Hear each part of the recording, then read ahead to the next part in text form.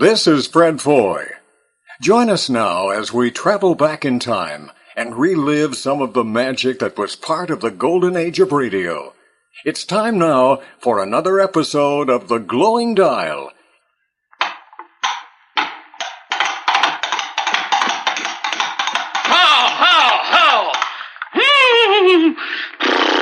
Quiet, numbskulls, I'm broadcasting. Use Gritto, radio friends, the soap that gives your hands that dishpan look. How will the old man know you've been working if your hands don't have that dishpan look? Put a box of Gritto in a glass of water, then listen to it fizz. Dopes. Remember, Gritto spelled sideways is atrag. And now Gritto's own story of Sandra Sandpile, and here's Mud in Your Eye. Music. I heard you on the wireless back in 52, lying awake intently tuning in on you. If I was young, it didn't stop you coming through. They took the credit for your second symphony, rewritten by machine on new technology. And now I understand the problems you could see. I met your children. What did you tell them? Video killed the radio star.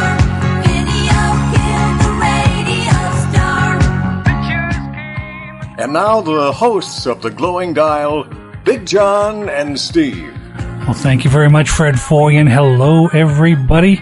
Welcome to The Glowing Dial once again. This is episode POD65 coming at you. And Big John and Steve, that's us. Hey, Steve. I'm part of that us. Yes, I am. You are. We are. You are BAN. We are us, and we are all together, cuckoo kajoob.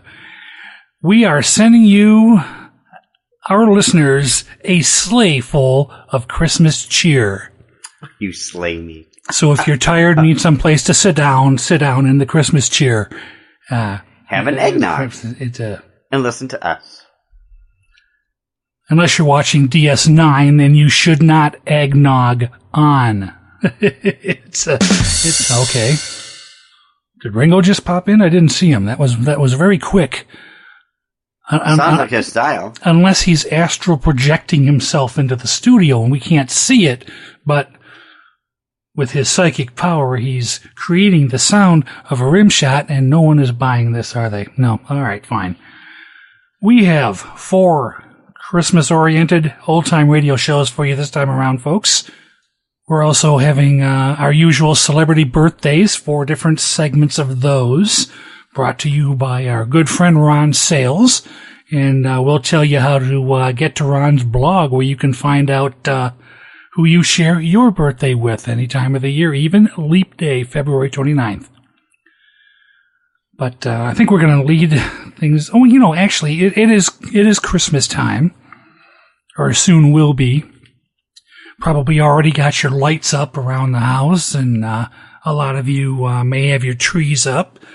And I know some people go to really elaborate lengths for their light displays outside, even in areas of the country where there's no snow. My friend April told me that out west, she used to live in California, and she told me that out there they get into the most elaborate light and holiday displays. Even though there's no snow, they'll probably put fake snow out there on their lawn, or spray painted white or something. So, it used to be something we would do around the holidays, is just take a drive as it gets close to the day itself, and take a drive through neighborhoods and see what the light displays look like. Because some people do really go all out, kind of like Tim Taylor did on Home Improvement. He went out. He always had to outdo the doctor that lived across the street from him, and it was always a competition. And Tim would always end up blowing everybody's circuits and half the power on the block because of his immense spotlights, which airplanes called and complained about. So, you looking forward to getting some presents this time, Steve? I haven't gotten really any in a long time. I'm not really big on presents and things. But, I am. There's a few things. There's a few things that I would really like to have. Yes. Well, me too. And I have mentioned but. Whether I actually get them or not. You asked me off the mic about that, and I said I'd probably like Raquel Welch circa 1966. And that's one present that would be fun to unwrap. You have to go back in time to get that one, yes. Because when you wrap her up, you got to make sure you leave little air holes there so she can breathe and everything, Yes, you want her alive. You don't want a dead Welch. Right. No, seriously, I would like the money. I would like to win a lot of money. I want to win the Mega Millions or the Powerball. Yeah. I really, really would love that. That would solve so many problems right now. Pay off my debts. I'd help my friends out, improve the place here, and probably buy myself a really nice home and put an AV theater in the basement like you wouldn't believe. I would invite you all over for theater showings, and there'd be really comfortable seats, and you'd probably fall asleep in them. They'd be so comfortable. Oh, that's just like the one I bought for the spare room. Dolby Atmos $200. It was at Big Lot, and in the store it was a clearance model. And I just sat down in it, and I sank into it, and then I started falling asleep in it. My wife says, "Is that comfortable?" I go, "Oh, is it?" And she finally once we had it in the room, so they delivered it. She had a chance to sit, and then she goes, "Oh, yeah, you're right." She says, "This is lovely." She says, "This is part of your man cave." I says, "I won't really consider it a man cave, but fine. It's a sitting room, and I have my chair in here, my love seat." What did she say when you wanted to add some stalactites and stalagmites to your man cave? I didn't. You didn't tell her that? I don't think so. Okay, no. Because they're drippy things. It would have dusting to it, and she'd have a fit. And constant dripping sounds and that echo, and yes. Then there's bats and the guano, and it just, it's not a real cave. It just, they just call it a man cave. Now, what I would really like for Christmas. What's that? Is a set of the discs of the Johnny Carson programs. I have one of those. I like those. I found episodes one that I see used. on TV, so. Yeah, it had some nice episodes, but I got to tell you, I got to warn you, and anybody out there who's wanting to buy some of these, there are some great sets out there of classic Carson shows, but some of the shows on the discs are edited, and I really don't know why they do it. They put a couple bonus shows, but they're like cut downs. And I don't know, because I know they've got TV, to have. They don't seem to have it. It seems to be the whole thing. I can barely run to the bathroom for a commercial and come back, and the show's back on again. Who's running those? Is that Antenna TV? Yes, Antenna TV. It runs them 10 o'clock at night. About the time, a little earlier, but about the time it used to be on. Because I remember my mom staying up late to watch The Tonight Show, but I was too young. I was not allowed to, It was on until 92. Certainly you're old enough then. Well, it's interesting. He started that show the year I was born in 1962. 62, right? This time, October. This month. No, was it October? Yeah, it was. Yes, October. As we cut this show, it's actually Christmas time as you're hearing it. But November of 62, he started on the Tonight Show, and he did it for 30 years. Yes. I mean, maybe he only did it for 10 years, because roughly when you add all his time off he had, that comes out to about 20 years.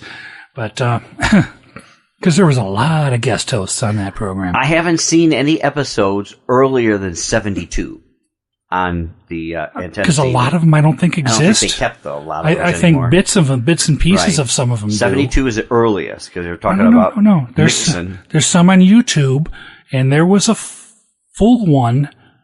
Oh, no, you're right. Maybe that was the 70s, 72, 71, because it had Jack Benny and George Burns. I think it was an early anniversary show. They didn't show a lot of clips. He just had some cool guests on, and George Burns, Jack Benny. I mean, how can you go wrong there?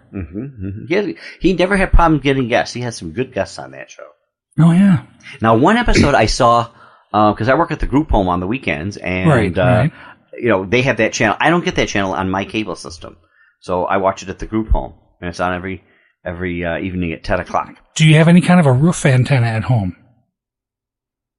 No. I was going to say, if you did and hook that up, or any kind of an inside antenna. That one is one of the 3 channels that you get. It's over the air. It's just not picked up by the cable system we have. Yeah, yeah. Unfortunately, they don't pick all Right, those it's not picked up extra that channels way. up. Correct. They don't pick that up. But they're the ones running them. So you said you saw. About a month or so ago, I saw an episode on Johnny Carson, and the guest star was Orson Welles, and he's been on there a lot.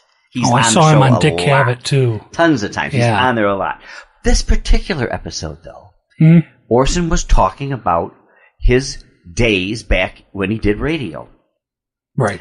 And he says, in those days, Johnny, he says, we used to do the commercials right in with the show. He says, we'd like move the camera or the equipment off to the side, and we do the commercial over there, and then we come back and do the program over on this end.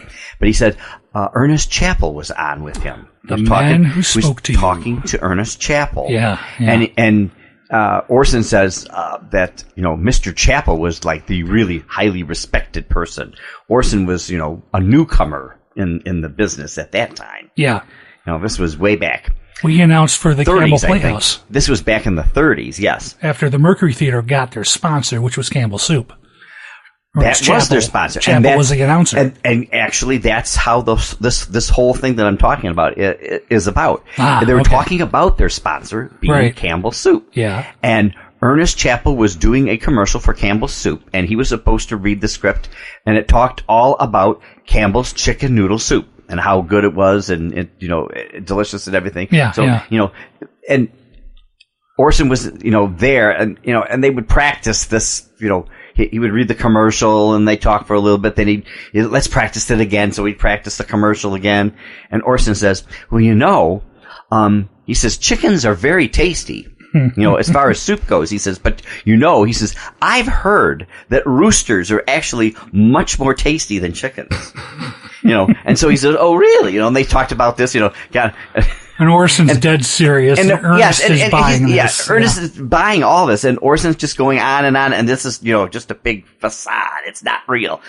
We just kept going on and on and on. He says, no, really, roosters are better for you. He says, really, it shouldn't say chicken noodle soup in there. He says, it should say rooster noodle soup because they're actually tastier. He says, oh, no. He says, I have to read this, as it is and such. Well, they kept practicing and practicing, and time went on further and further, and it was coming time to do the real show. And it just kept going on. And then Ernest finally turns to Orson there, a ways into it. And he says, oh, I see what you're trying to do. You're trying to get me to say rooster noodle soup on the air, aren't you? Oh, you little dickens. He says, I'm too professional for that. I won't do that, I can hear and Orson just kept saying, oh, no, I mean, I'm not trying to, pull the wool over your eyes or anything. Yes, you are. When it actually came time to do the show, what did Ernest Chappell say? He actually said rooster noodle soup. I wonder. And he's like, oh no! I wonder if that broadcast exists.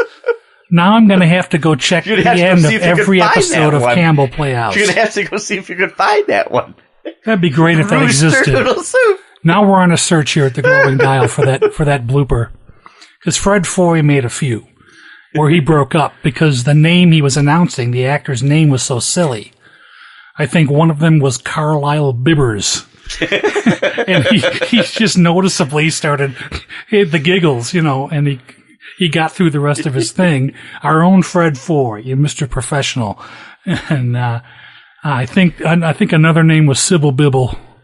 Sybil Bibble.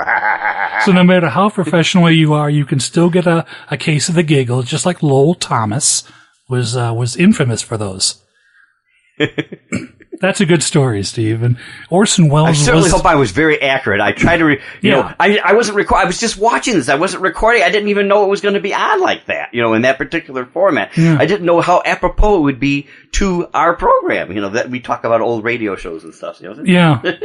But Orson Welles was an impish soul. He walked into a studio once and played another little trick like that. He just pretended to lose his temper, and just before airtime, he tossed his script. And now all the pages come fluttering down, and all his guest stars are like wide-eyed, like, what the expletive did you just do, Orson? We're just about on the air. And then the announcer starts reading it. Orson pulls another complete script out of his pocket and gets ready to do the show. So, an impish soul He likes was. to test your what your reaction's going to be. Yeah, he likes to do that a lot. Yeah, he did. That was part of his personality. Anyway, eccentricity, intelligent people like that are frequently eccentric and sometimes a bit mad. Yeah, I had to share that, John. That was just I appreciate that was a good that. story, I thought. Anyway, we're running really long this first segment, and I apologize about that, folks. We're going to get right down to business here. I've got the first section of birthdays, then we're going to get into our first episode. So again, apologies about the long segment here, but we just had to let Steve relate that story because Ernest Chappell's one of our favorite people because of Quiet Please, and that's very funny. Thank you, Steve. Here's the birthday list for POD65 episode of The Glowing Dial from December 10th through December 30th of 2017. On December 10th, 1889, Arthur Vinton was born in Brooklyn, New York. He was an actor. He was Killer Kane in Buck Rogers in the 25th Century and Commissioner Weston on The Shadow. December 11th, 1920, Eddie Firestone Jr. was born in San Francisco, California. Actor. He was Joey Brewster on That Brewster Boy, and William Herbert Murray in One Man's Family, the long-running, I guess you could almost call it a soap opera, a dramatic show, continuing story. December 12th, 1893. See? Edward G. Robinson, see? Was born in Bucharest, Romania, see? I'm Little Caesar. He doesn't even have a C in his name. Edward G. Robinson. And this is a real bad impression of Edward G. Robinson. He was Steve Wilson in Big Town on the radio, and of course Little Caesar on film, and so many other things. Wonderful actor. Great talent. December 13th, 1897, Drew Pearson. I almost said it like Don Wilson did there for a moment. Evanston, Illinois was the town of his birth. He was an investigative reporter on shows like Listen America and Drew Pearson Comments. He even had a cameo in The Day the Earth Stood Still, classic sci-fi film. Wait a minute, ladies and gentlemen, I think something is happening. And that's when Klaatu walked out of the ship. And, of course, the famous Jack Benny fluff when Don Wilson said, I heard it on Drew Pearson's program. And then they brought the joke back later on. I think you guys out there in the audience probably know this one. Frank Nelson was on the show, and he was supposed to respond with a certain line in the script, and the writers took Frank aside, changed the script around a little bit, and Frank's going, I don't know if I can do this. You don't ad-lib with Jack. You just don't do it. And the writer said, we will take full responsibility. So once that was forgotten in the beginning of the program, they move on, and then Frank Nelson, Jack says something, and Frank did his typical, yes. And then Jack says, are you the information man or whatever? And Frank says, well, who do you think I am, Drew Pearson? Benny broke into laughter, knelt down, pounded the floor, went back to the curtain, slid down the curtain, pounded the floor again, eventually got back to the mic, and the audience was laughing all through the thing. It was just Jack Benny gold. The writers had a golden moment, and they couldn't. Yeah, they couldn't exactly. let it go by. And Benny loved it. December 14th, 1898, Lillian Randolph from Louisville, Kentucky. She was an actress. She was Bertie Lee Coggins, the maid on The Great Gildersleeve, and she was Sapphire's mama on Amos and Andy. And that is the birthdays for this segment. Now we're going to get right on, without wasting any further time, to our first old-time radio program. That's going to be an episode of Favorite Story. This is called A Christmas Carol, of course, from Saturday, December 24th, Christmas Eve, 1949. And this was heard on KFI Los Angeles and in syndication from Frederick Ziv and Company. Ronald Coleman is the host here and acts in it. I don't have any other cast information. I apologize. The sponsor varied due to syndication in different markets. Steve, I think you have a little bit of information there for us for Favorite Story. Oh, do I? All right. Favorite Story. The earliest airings of Favorite Story originated from the KFI Hollywood station at which the entire series was recorded. The first sponsor, Bullock's Department Stores, was the early beneficiary of what had to have been a sweetheart deal for both Bullock's and syndicator Frederick Ziv. Ziv gained a high-profile local sponsor for those first crucial 13 episodes, and Bullock's launched what would eventually become one of the most successful independent syndications in broadcasting history. Called variously My Favorite Story, Your Favorite Story, or simply Favorite Story, those earliest broadcasts aired from as early as the spring and late summer of 1946. By the time that Ziv realized he had another winner on his hands, and the first 52 installments were pressed, Ziv fanned out his vaunted 100-man sales force throughout the United States and Canada. Those first sales of 52 installment packages resulted in another relaunch of the series throughout the U.S. and Canada during the fall of 1947. The earlier KFI episodes were hosted for a time by True Boardman and announced by George Barkley. Later, Ronald Coleman was brought in as host. Ronald Coleman was one of the first heavy hitters that Frederick Ziv coaxed into his fold of transcribed syndicated radio stars. Reportedly over 6 months in negotiations with superstar Ronald Coleman, the two eventually arrived at a series of compromises that would net Ronald Coleman a reported $150,000 per year for a guaranteed 3 years, plus a percentage of sales. Ziv, for his part, fronted a reported $117,000 for the first set of 13 transcripts, then breathed a huge sigh of relief when the series immediately took off. As with the big-name stars that followed, Coleman in Ziv's stable, Ronald Coleman was allowed to establish a schedule for recording Favorite Story transcriptions that very liberally catered to Coleman's still rigorously and highly successful film commitments. Favorite Story eventually ran for as many as 156 installments in the U.S. and Canada, with as many as 275 subscribing stations between 1946 and 1952. On the back end of the production, Coleman was compensated a flat $3,000 per week, whether he recorded or not. With an estimated cost of $9,000 per installment, the math alone would eventually disclose an approximate $1.4 million expense for the production over 3 years. But with a projected $1 million a year in sales, the longer the series ran, the better for Frederick Ziv. And indeed, once all 156 episodes were pressed, even the later small market subscribers acquired an extraordinary deal of versatility in their programming and scheduling choices. This simply underscores Frederick Ziv's stratagem of pricing his syndications on a sliding scale based on the size of the target audience for individual radio stations. Ziv's ongoing genius with these big-name-led productions was in maintaining the very highest quality standards in writing, engineering, and supporting talent. For Ronald Coleman's part, the vast majority of the productions required only his role as host. While actually performing in many of the productions himself, the weight he lent to hosting the series made any of the productions very attractive to any listening audience. Ronald Coleman's velvety, gentle, highly familiar introductions and expositions were as entertaining as any of his actual performances. Returning to the business side, Frederick Ziv's by then legendary 100-man sales force had already obtained an estimated 220 commitments for the initial 52 installment run by September of 1947, the month that the vast majority of the mainstream outlets began airing the series.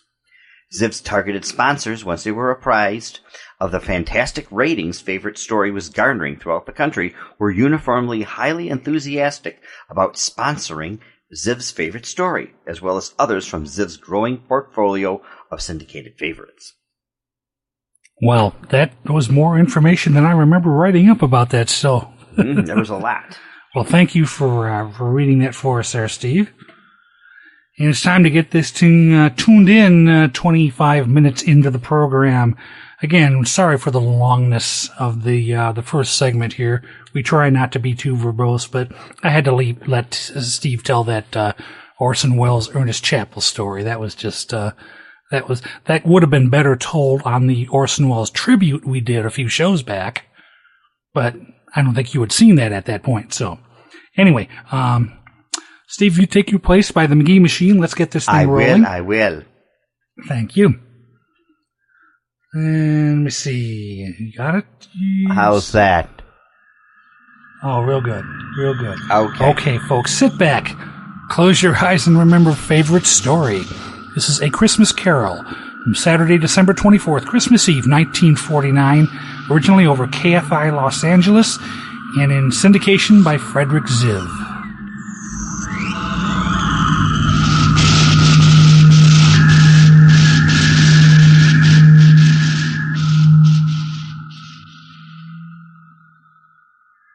This is Ronald Coleman, inviting you to radio's most dramatic half hour, Favorite Story.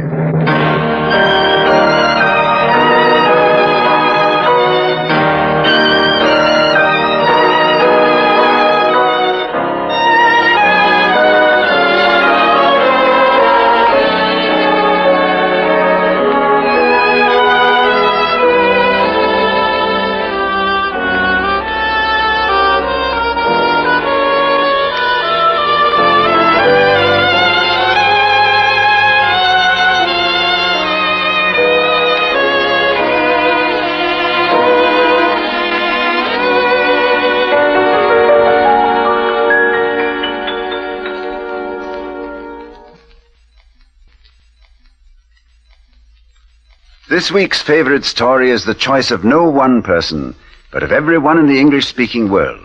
It embodies the spirit and the beauty of Christmas more than any other writing in our language. Our sponsor sends it to you as a special Christmas gift. A Christmas Carol by Charles Dickens. Starring in the role of Ebenezer Scrooge is your favorite story host, Ronald Coleman. Mr. Coleman is supported by an all-star cast in this special production of Dickens' Christmas Carol, the world's favorite Christmas story.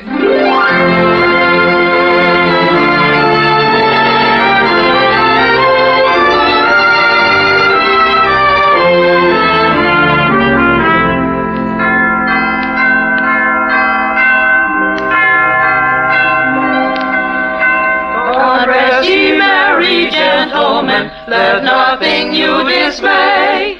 Remember Christ our Savior was born on Christmas Day to save us all from Satan's. Get away, I tell you. I want none of your singing here. Now get away, before I take a stick to you, all of you. Get away.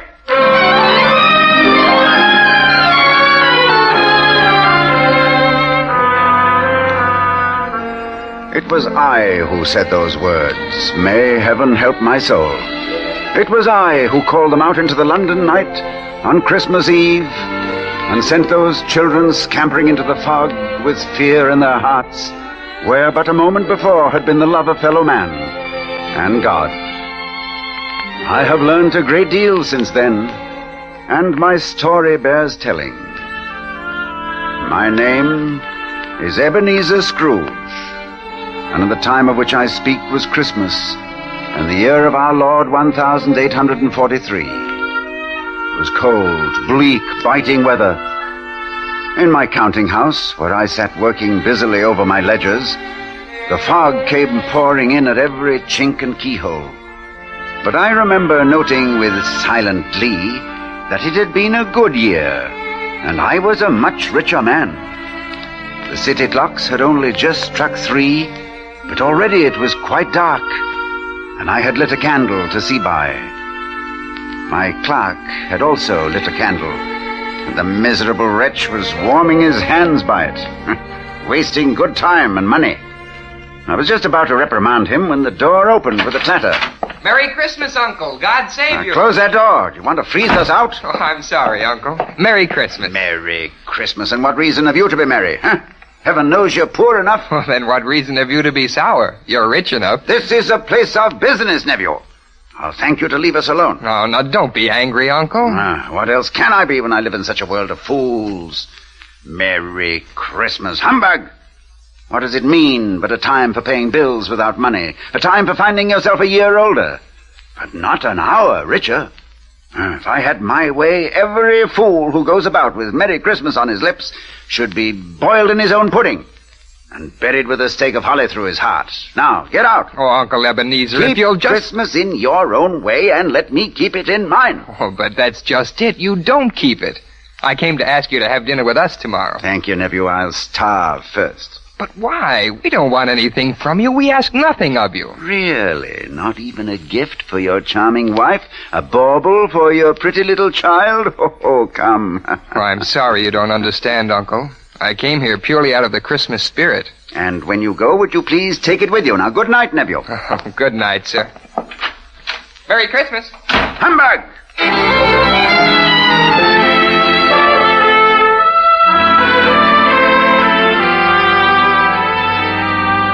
Mr. Scrooge, sir. Well, Cratchit, why aren't you working at your desk? If you please, sir, there's a gentleman to see you about a charity. Charity? Time for closing. That's what I told him, sir. Good evening, sir. Scrooge and Marley's, I believe. Have I the pleasure of addressing Mr. Scrooge or Mr. Marley? Mr. Marley has been dead these 7 years. He died 7 years ago this very night. Oh. As you know, Mr. Scrooge, at this festive season of the year, we attempt to make some slight provision for the poor and the destitute. Oh, dear, dear. Are there no prisons? Why, yes, sir. Plenty of prisons. And the union workhouses, aren't they still in operation? Yes, they are, sir, but... I'm very glad to hear it. Oh. Now, what shall I put you down for, sir? For nothing. You wish to be anonymous? I wish to be left alone. I can't afford to make idle people merry. As a citizen, I help to support the workhouses. Those who are badly off must go there. Many can't go there. Many would rather die. Then they had better do it and decrease the surplus population. Good evening, sir. Good evening, sir. Mr. Scrooge, sir. Well, what is it? I was just wondering, sir, If you might leave for the night, eh? Well, say it. Yes, sir. You want all day tomorrow, I suppose, Mr. Cratchit? If it's quite convenient, sir. It's not convenient and hardly reasonable. It's only once a year, sir. Once a year. A poor excuse for picking a man's pocket every 25th of December. Well, I suppose you must have it. Oh, thank you, sir. But you'll be here all the earlier next morning.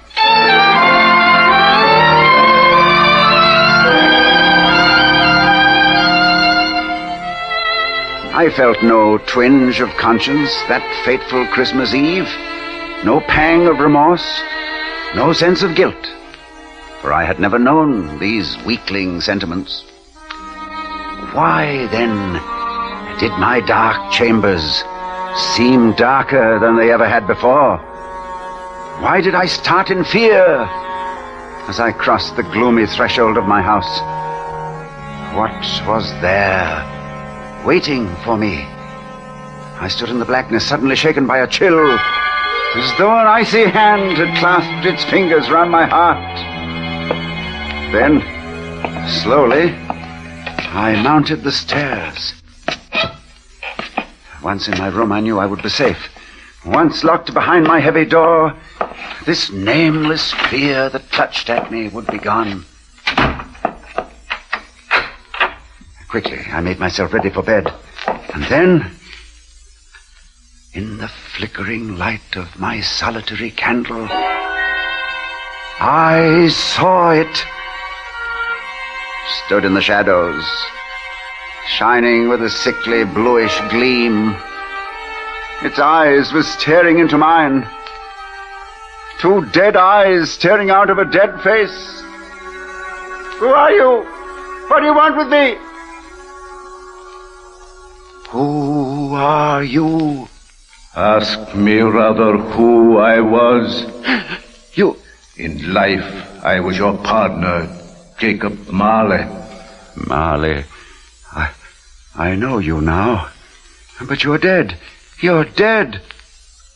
Why have you come here? It is required of every man that the spirit within him should walk abroad among his fellow men, and travel far and wide. And if that spirit goes not forth in life, it is condemned to do so after death. No, stand back. His spirit is doomed to wander through the world and witness happiness it cannot share, but might have shared on earth. You are fettered. You're in chains. Tell me why. I wear the chain I forged in life. Of my own free will I wore it. I made it link by link and yard by yard. Is its pattern strange to you? Money boxes, keys, and padlocks. Yes. Heavy purses, wrought in steel. I think you know this pattern well. You were always a good man of business, Marley. Business. Mankind was my business.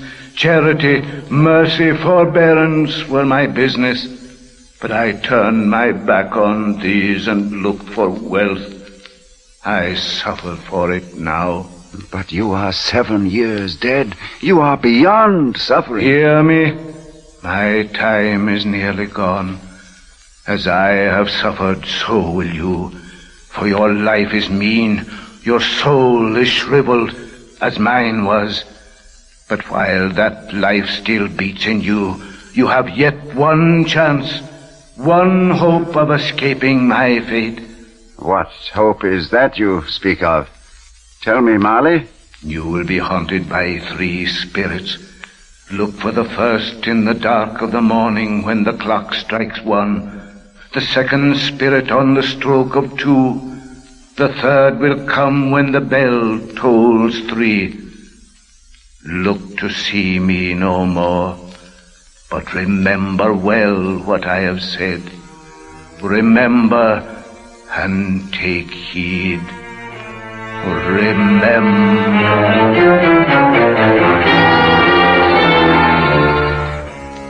How long I slept I do not know, but I awoke in a tremble, the voice of the steeple clock still ringing in my ears as it struck the first hour of Christmas Day. There, at my bedside, as old Marley had warned, was the spirit who had come to haunt me. It was a strange figure, like a child, and yet its hair was white with age. It held a branch of fresh green holly in its hand, and strangest of all, from the crown of its head there sprang a bright, clear light. You must come with me, Ebenezer Scrooge. Are you the spirit whose coming was foretold me? I am. Who and what are you? I am the ghost of Christmas past. Long past? No, your past. Well, why have you come? What brings you here? Your welfare and your reclamation. Rise and walk with me. Walk? Where? Through your window, out into the night, out on the wings of the wind. Come with me, Ebenezer Scrooge.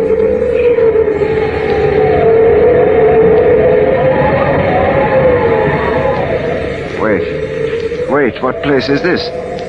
Where are we? Look there below, and tell me what you see. I see a school. A cold and draughty hall. I see a long, bare, melancholy room in which a boy sits reading.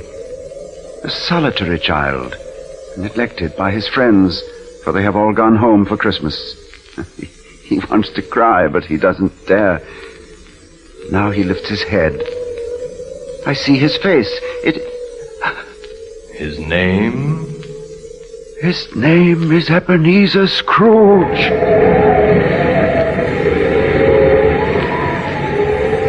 Here now is the shadow of another Christmas. The boy is older now. Oh, show me no more. That girl who sits beside him, they are to be married. Stop, take me back. Listen, Ebenezer Scrooge. Hear what she says. I know it matters little to you. And so I give you your release, Ebenezer. Spirit, take me back. You have changed. And your love is not for me any longer. You love money now. And power. Another idol has displaced me. A golden one. No. Goodbye, Ebenezer. She has gone. Out of the room. out of your life. Oh, show me no more, I say. One shadow more. No, no more. One glimpse of her at still another Christmas. No. Happy in a home that might have been your home. No. Laughing with her children who might have been your children. No, no, leave me. Haunt me no longer, do you hear? Haunt me no longer.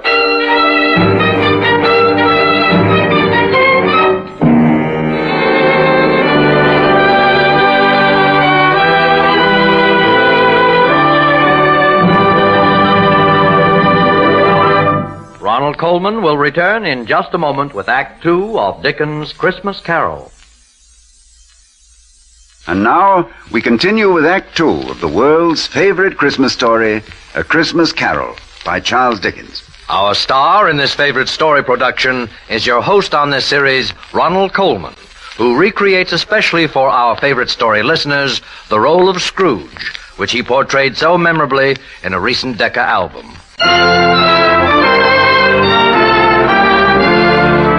In his gloomy bedchamber, Ebenezer Scrooge has just bade farewell to the ghost of Christmas past. Again I slept. Again the steeple clock tolled out the hour on the Christmas morning air.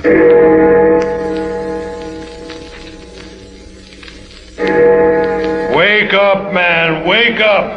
I am the ghost of Christmas present. Look upon me, man, know me better. Before me stood a spirit, giant in size, clear-eyed and smiling. On its head there was a crown of holly. It held a great lighted torch high in the air, filling the room with a ruddy glow. I stared at him, more in wonder than in fear. Have you never seen the likes of me before? Never. What? You've never walked with my brothers? Have you many brothers, Spirit? More than 1,800. One for every Christmas since the first. Will you come with me, man? I've seen the Christmases of the past. They brought me no joy. Oh, come along, man, come along. I will show you the Christmas of today.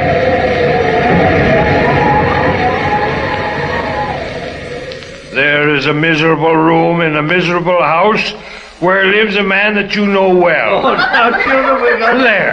There, do you see him? Why, that's my clerk, Bob Cratchit.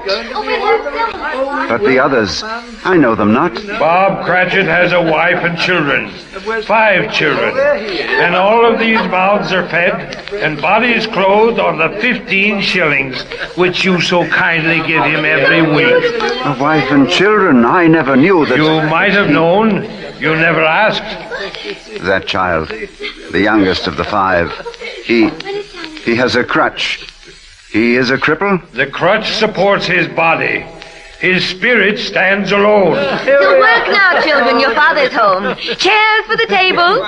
Peter, fetch the goose. Yes, Mother. Martha, the potatoes need your hand. Oh, Bob, there's such a goose. Tiny Tim could tell you that. Couldn't you, Tim? I smelled it, Mother. I could smell it coming up the stairs. Oh, my little one. And was he a good boy at church, Bob? As good as gold, eh, Tiny Tim? It was nice to be in church this morning, Mother. I wanted everyone to see me. Oh, why, Tiny Tim? Because I'm a cripple. And if people see a cripple on Christmas Day, why then they'll remember that this is God's day.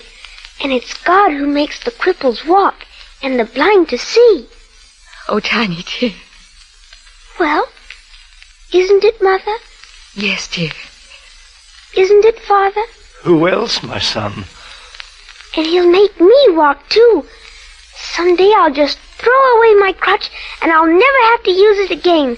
Will I, Father? Never. Why, you're growing stronger every day. Feel his arm, Mother. Just feel it. Feel my arm, Mother. Feel my arm. The goose. The goose is here. Oh,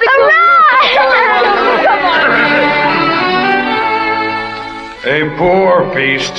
A goose no larger than your hand might cover.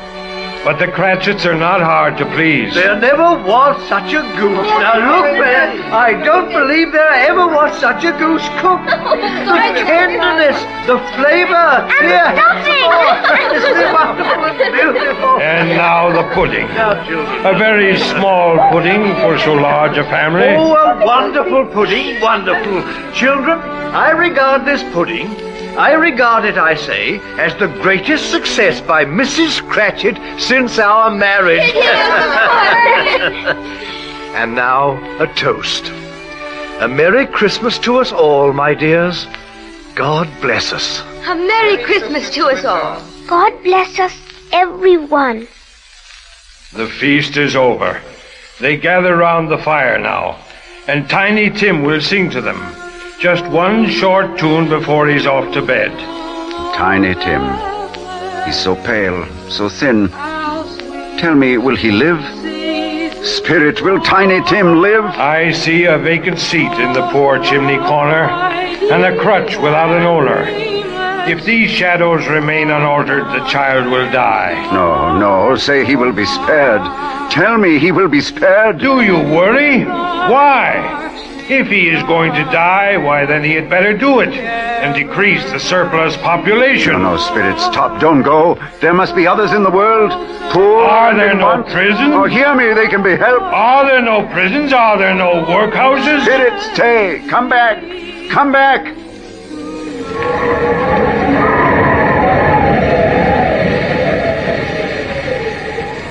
The Spirit had gone. I was alone in the wind-swept street, my shoulders bowed with shame. From far off, I heard the hour strike.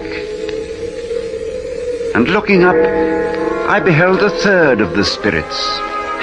It was a phantom, shrouded in a long black robe. A hood concealed its face, but from the folds of the robe a thin white hand was outstretched toward me, beckoning. I am the ghost of Christmas yet to come. I will show you the shadows of things that have not happened, but will happen in the time before us. Ghost of the future, I fear you more than any specter I have seen. Come.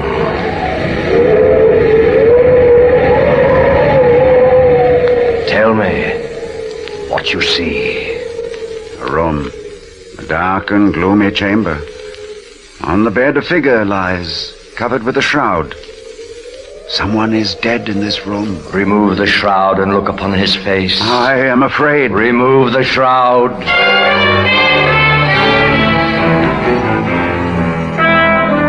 It is my own face that I see. My own. You are dead, Ebenezer Scrooge. But why am I alone? Why is there no one here? There are none to mourn you. Not one voice lifted in prayer, not one tear shed. Alone in the dark forever. Alone. No, there must be someone. I have friends. Come. No. A graveyard. Have I not seen enough of death? You looked in vain for mourners at your bed. Now see the face of one lost in grief. A figure by a gravestone kneeling in the fresh-turned earth. Why, it's Bob Cratchit. Bob Cratchit? But why? Why? Death has passed his humble house and laid a wreath upon his step. But the grave, such a small grave. Is it... Did Tiny Tim die? Hear the father mourning for his son. I wish that you could see this place, Tiny Tim. There's grass here, such as you've never seen before. And flowers, too. And birds. You'll like it here, Tiny Tim. There'll be no pain, and you can throw your crutch away at last. And you won't be alone either, for I'll come here every Sunday as I promised. And as I walk home, I'll feel your tiny weight upon my shoulder, the way we used to walk, eh, Tim? And I'll hear your laugh, and I'll see your smile, and I'll think to myself, why, he's here just as he always was. He's here. Tiny Tim. Tiny Tim. Tiny Tim, born 1838, departed this life, aged 7 years. Must this be? Must that father cry out his heart upon a gravestone? Tell me this must not be. There was a man named Ebenezer Scrooge. he might have saved this child. He will. Let me have one chance. It was promised me if I altered my life. I will honor Christmas in my heart and try to keep it all the year. I will live in the past, the present, and the future. The Spirit of God shall strive in me, I swear. Only tell me. Tell me that I may sponge away the writing on that gravestone. Tell me.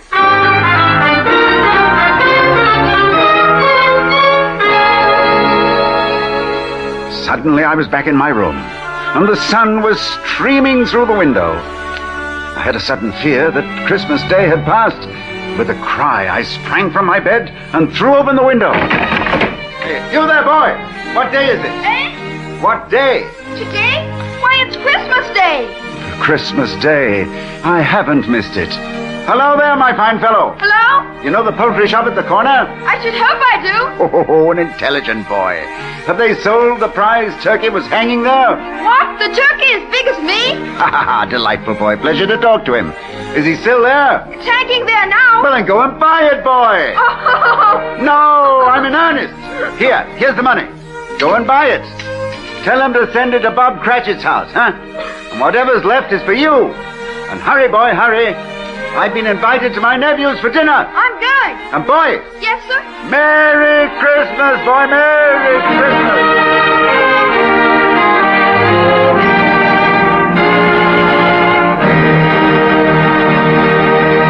And a Merry Christmas it was. I had the pleasure that day of dining with my nephew and his family. A rare treat, I discovered.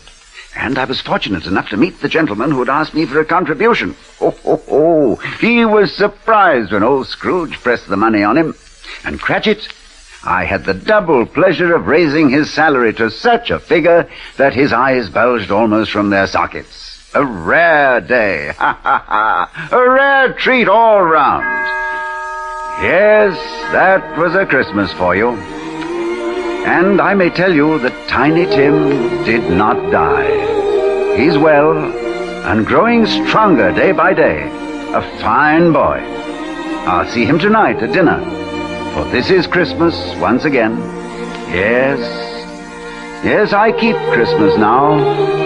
For I have learned this, that no greater glory is given us than the love of fellow man.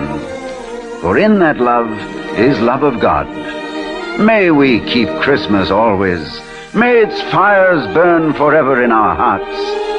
And so, as Tiny Tim observed, God bless us everyone.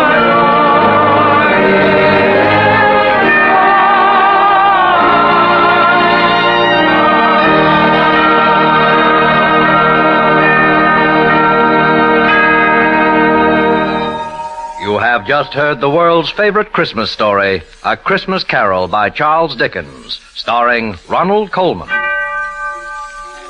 This has been a holiday greeting from our sponsor and all your good friends here on the Favorite Story program.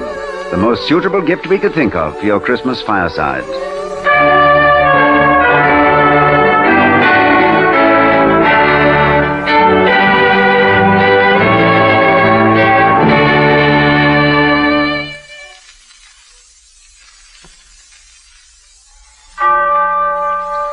Silent night, holy night.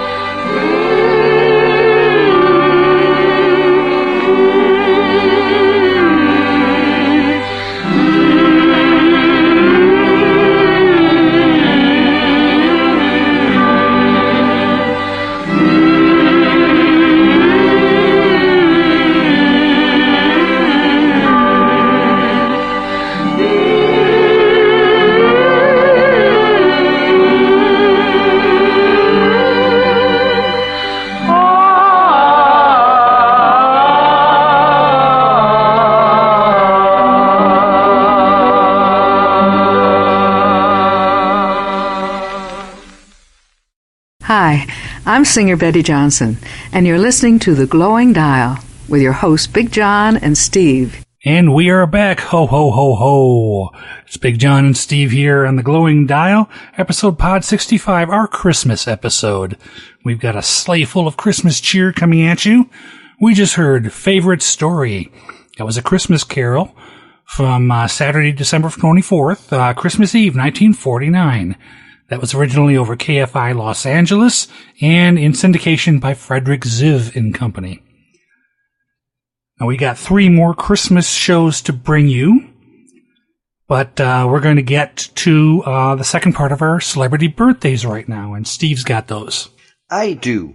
This set of birthdays segment comes in with December 15th, 1918. We have Jeff Chandler had a birthday. He was born that date in Brooklyn, New York.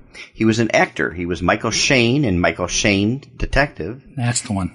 And he was Philip Boynton on Our Miss Brooks. One of the Mr. Boyntons. Robert Rockwell was the other. Next is December the 16th in the year 1890. We have Jane Morgan. Oh, yeah. Born. Actress, she was Mary Lane in Aunt Mary, and she was Mrs. Margaret Davis on Our Miss Brooks. 2 Our Miss Brooks stars in a row there. December the 17th of 1902, House Jameson was born in Austin, Texas. He's an actor. He was Sam Aldrich in the Aldrich Family, and he was Inspector Douglas Renfrew in Renfrew of the Mounted. And he's a guy you could be really at home with. Was he related to, what Jameson? Bud Jameson? No? I don't think so. This probably has a common name, Jameson. I don't really know anybody with that name, but this... Bud Jameson, of course, one of the great supporting actors for the Three Stooges. And Bud also worked with Charlie Chaplin, who was in some silent films, as was Vernon Dent, one of their other comic foils. Next birthday is December the 18th in the year of 1888. A lot of 8s in that. Yeah. Gladys Cooper was born in England. She was Lewisham, England. She's an actress. She was in Fleischmann's Yeast Hour. I know yeast takes a long time to rise, but it took it a whole hour. That's like well, she rose to the occasion. Oh, yes. She very good. She rose to the occasion. Yes. Very fine. She's in it for the dough, I bet. Yes. Oh. She was also in the very famed Twilight Zone episode called Night Call.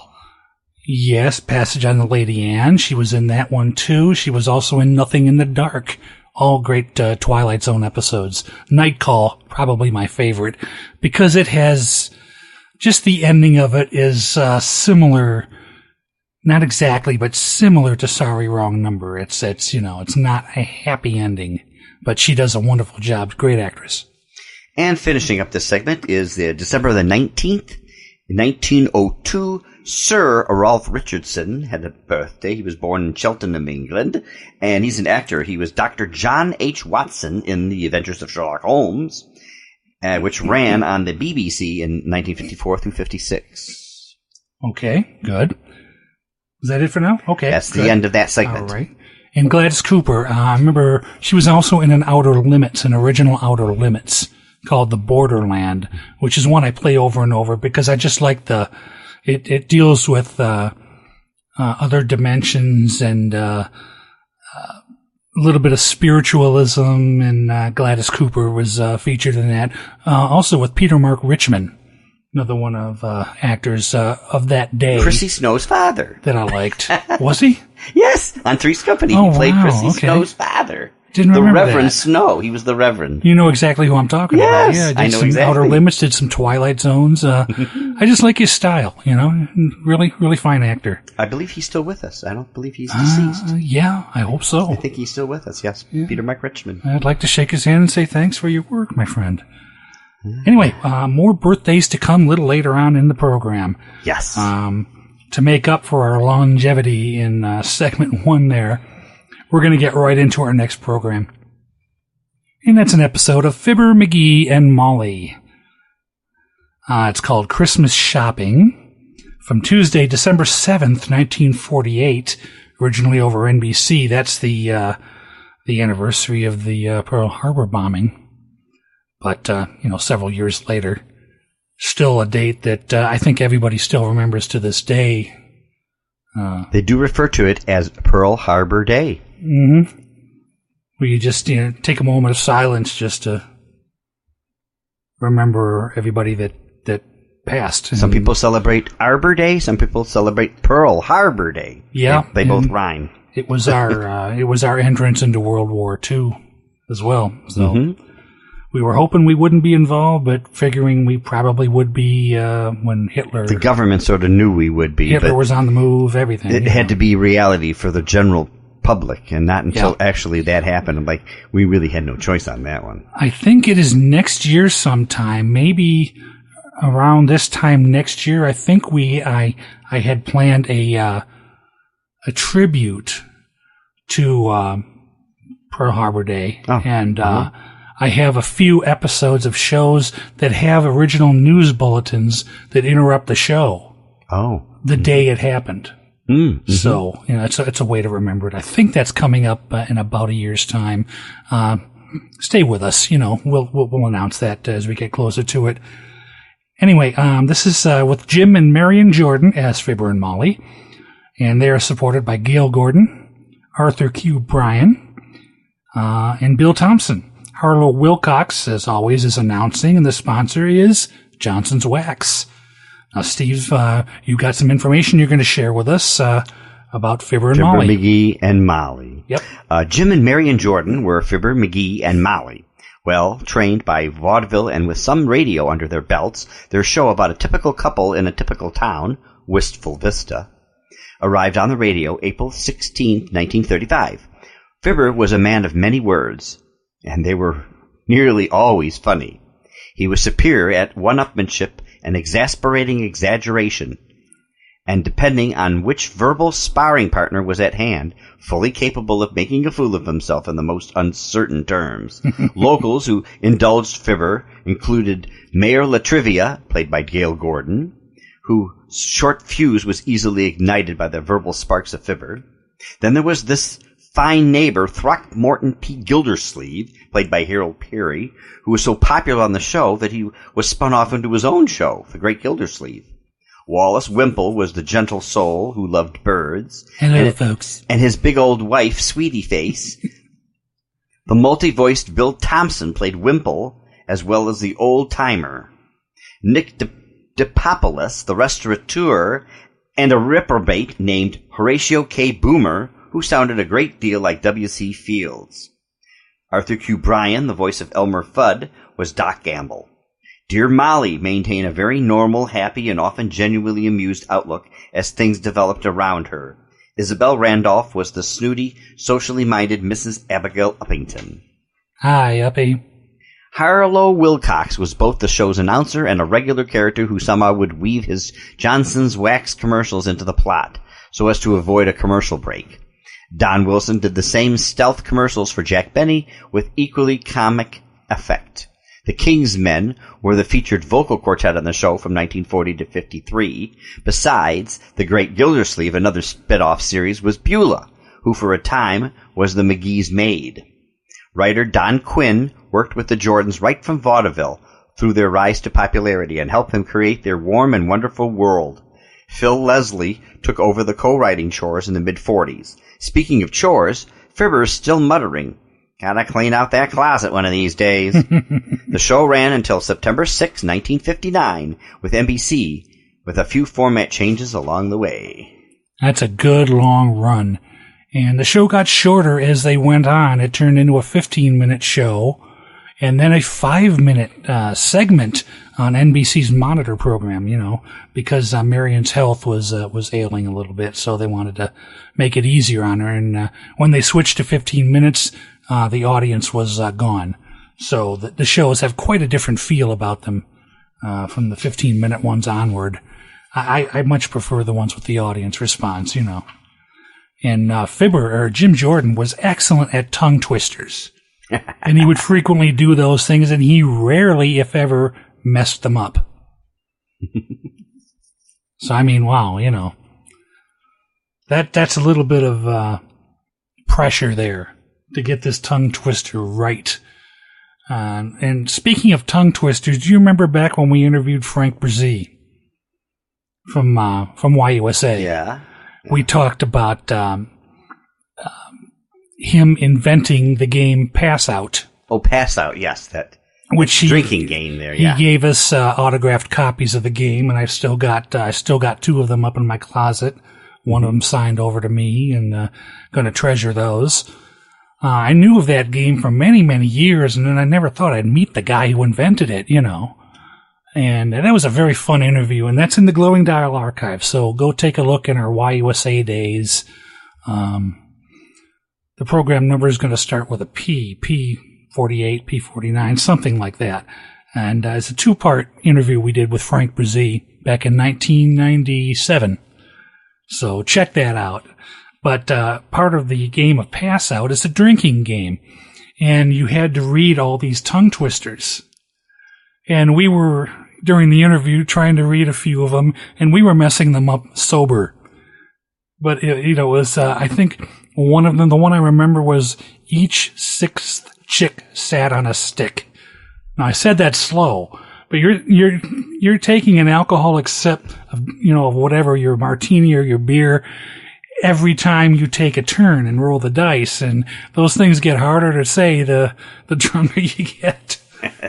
We asked him why he invented the game. He said, well, we invented the game because I was a drunk.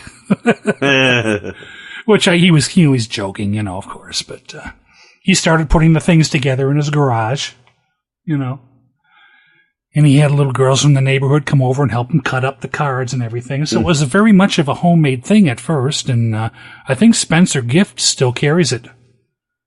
They did for a long basis. time. They might still carry it. I haven't think been they to still Spencer's do. in a long time. But It's yeah. very plain packaging. I mean, it's not, like professionally designed packaging. The box is pretty simple, and so is the game itself. But just to know the guy who invented it, and he gave us a really great, fun interview too. So check that out. We're talking about Frank Brzee, Little Beaver on Old Time Radio's Red Rider, and the host of the Golden Age of Radio on Armed Forces Radio and Yesterday USA. Yep. So, by the way, head on over to yesterdayyusa.com. And check them out, too. Bill Bragg and is the fellow who gave us our start here in the Glowing Dial back in 1996. So we still like to mention him and thank him for that. And we're still friends, even though we haven't really talked to him in a long time. He's down there in Richardson, Texas. We're up here in Troy, Michigan. So it's like we don't get a chance to see each other that often. But he's still doing pretty good, him and his wife, Kim. So and so is YUSA, still going strong. So check them out and tell them Big John and Steve from the Glowing Dial sent you on over there. Okay, Steve, you've gave us the information on this show. Yes. We've interjected some all kinds of stray comments here and there. I think it's time we get to this program. I will assume the position. No, just manipulate the McGee machine. That's what I meant. Oh, I'm sorry. There we go. Very good. All right, folks, sit back, close your eyes, and remember Fibber McGee and Molly. This is Christmas Shopping from Tuesday, December 7th, 1948, originally over NBC.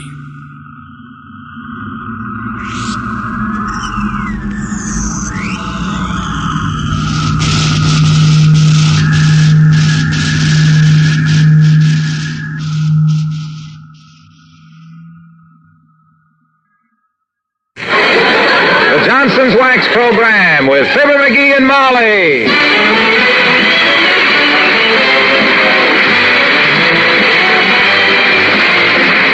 The makers of Johnson's Wax and Johnson's Self-Polishing Glow Coat present Fibber McGee and Molly with Bill Thompson, Gail Gordon, Arthur Q. Bryan, and me, Harlow Wilcox. The script is by Don Quinn and Phil Leslie. Music by the King's Men and Billy Mills Orchestra.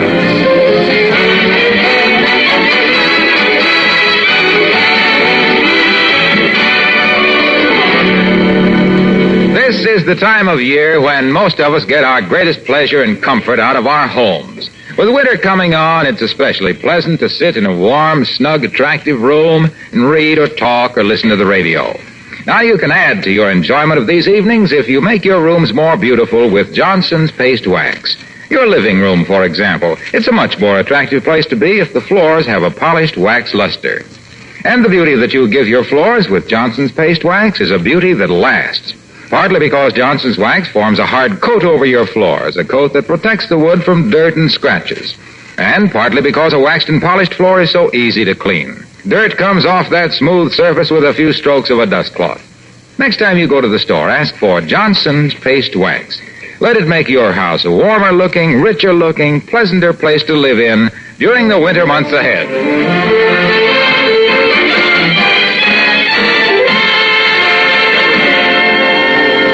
Mark Twain once said, everybody talks about the weather, but nobody does anything about it. By the same token, a lot of people talk about early Christmas shopping, but how many do anything about it? Well, we can name two, Fibber McGee and Molly.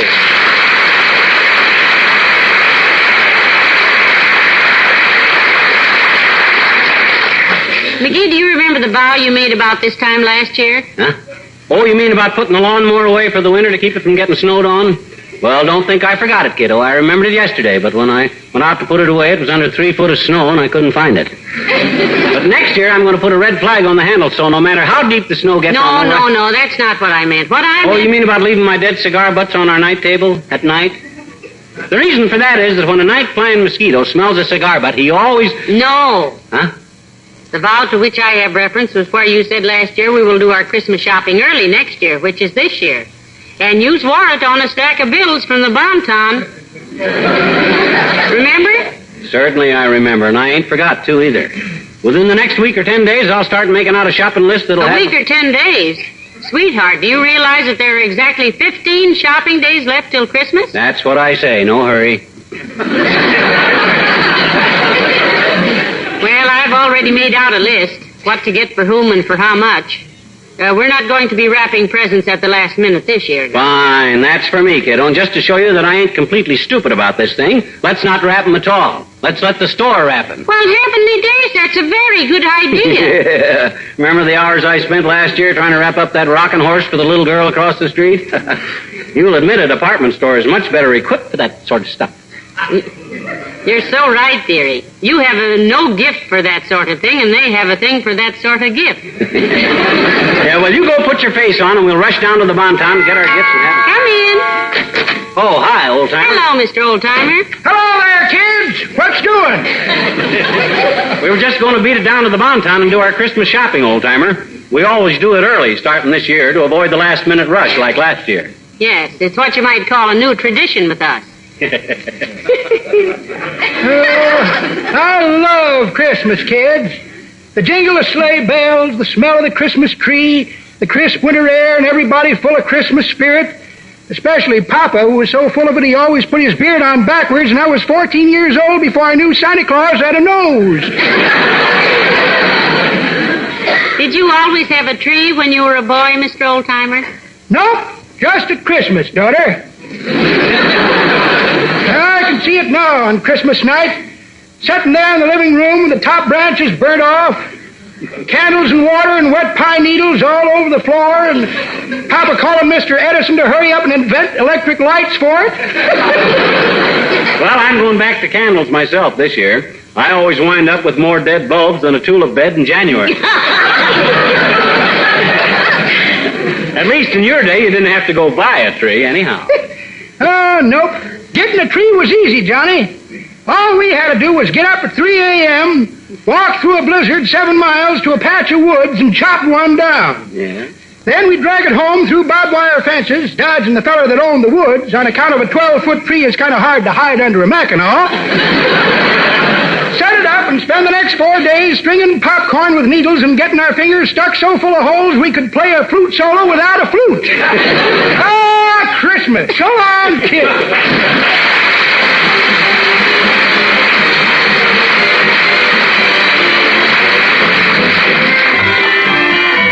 The King's Men sing... Only 15 shopping days till Christmas, still have lots of time. I've decided to skip this year, I won't spend a dime. Only 14 shopping days till Christmas, gee, that's not so long. I'm just sending out cards this year, then I can't go wrong. I'll have to buy one little present for Aunt Sarah that can wait a while. Lots of time to choose, what have I got to lose? Still got 12 more shopping days till Christmas, gee, but it's a bore. Let's see, 12 days, that's not bad, still got plenty more. Take your time, what's the rush about? Stop that hurry and stop that worry, and hurry and worry is out. All you gotta do is make out a list, decide upon the price to pay. All the dither and the bother and the lather and the pother will be done before Christmas Day. Trust me, I'll be ready then. Don't tell me that's old Santa Claus coming again. Monday, Tuesday, Wednesday, Thursday, Friday, Saturday, yike! Only 5 more shopping days till Christmas. Better go buy a tree. Must get Mama that new fur coat. She'll be mad at me.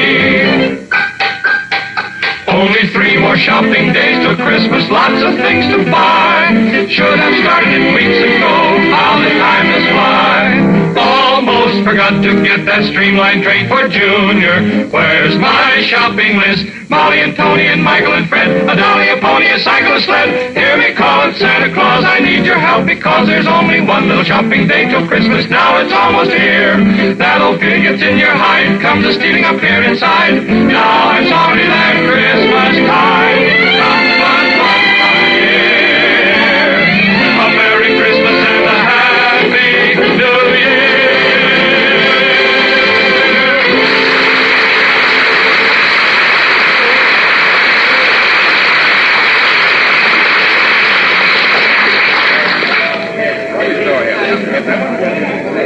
My gosh, I never seen it so quiet in the Bonton just before Christmas. Well, we've never been in here this far ahead of Christmas before, McGee. Huh? Aren't you glad we decided to do our shopping early this year and let the store wrap all the gifts for us? Yeah, but I kind of missed that last-minute crowd of hysterical shoppers, though. Mort Toops and I had so much fun with them last year. Fun with the crowds in here? How? Oh, we had a game. We'd worm our way into a thick bunch of people and then stick out our elbows and raise our feet and see how far the crowd would carry us.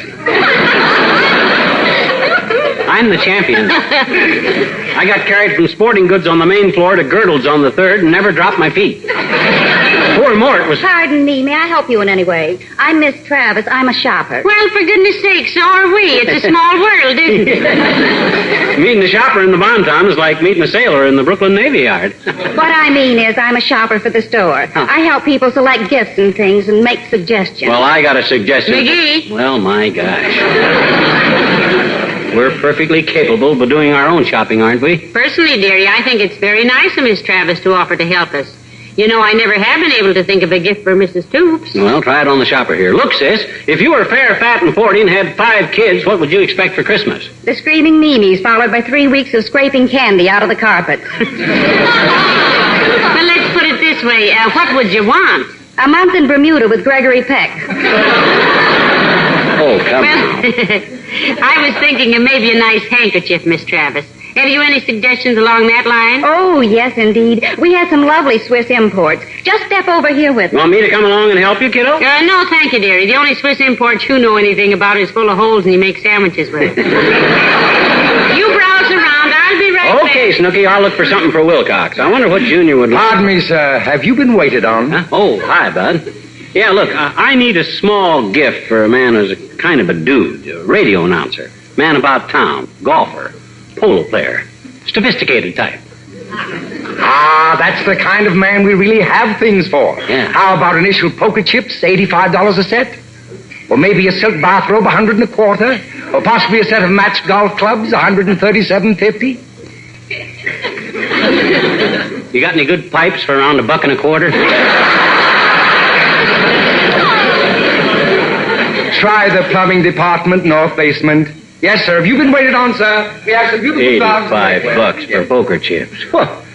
That's like buying a $90 pistol to shoot yourself with. My gosh. Oh, hi, Molly. You got back quick. I've learned by experience not to let you out of my sight for long on a shopping trip, sweetheart. Yeah? What did you buy that we couldn't afford? Oh, nothing yet. I'm just snooping around trying to find something for Wilcox. Hello, Wilcox. Somebody mentioned my name? Oh, hi, Junior. Hello, Mr. Wilcox. Yes, I was just saying I thought I'd seen you come in the store. Incidentally, Junior, you still play polo? No, gave it up years ago. Why? My horse got the heaves. Oh? Kept heaving me on my head. Now, give me that Christmas list, Molly. I want to scratch that horse off it.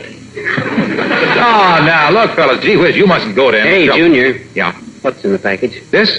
Oh, gift for my wife. Oh? It's a hand-tooled leather box to keep her love letters in. Her love letters from you, I presume. Sure.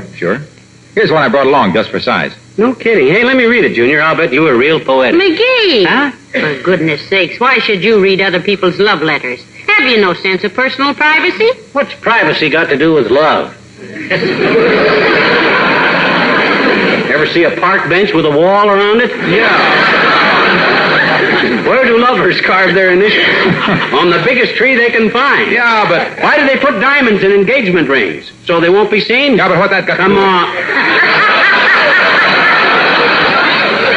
Come on, Junior, let's see the love letter. You don't really have to, Mr. Wilcox. Himself here is nosier than a swordfish. Oh, I don't mind. Listen to this. June 3rd, 1935. Dear Spaniel Eyes. Spaniel Eyes. How'd you two spend your honeymoon, chasing cats? Now, you be quiet, McGee. Dear Spaniel Eyes, I sold 32 orders of Johnson's paste wax today. That's a love letter? As I have so often told you as we sat there in the moonlight on the loading platform of the Johnson warehouse, and you held my hand, the very hand that today took 32 orders for Johnson's paste wax. Now I know why Juliet got her heart broken. She found out Romeo was a Fuller Brush man.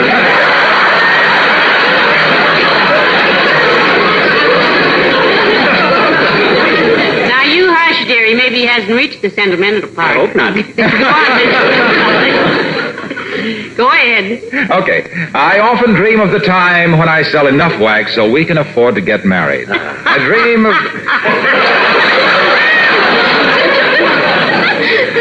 of you and me in our own little cottage. Me in my smoking jacket and slippers. You're going to catch cold sitting around like that.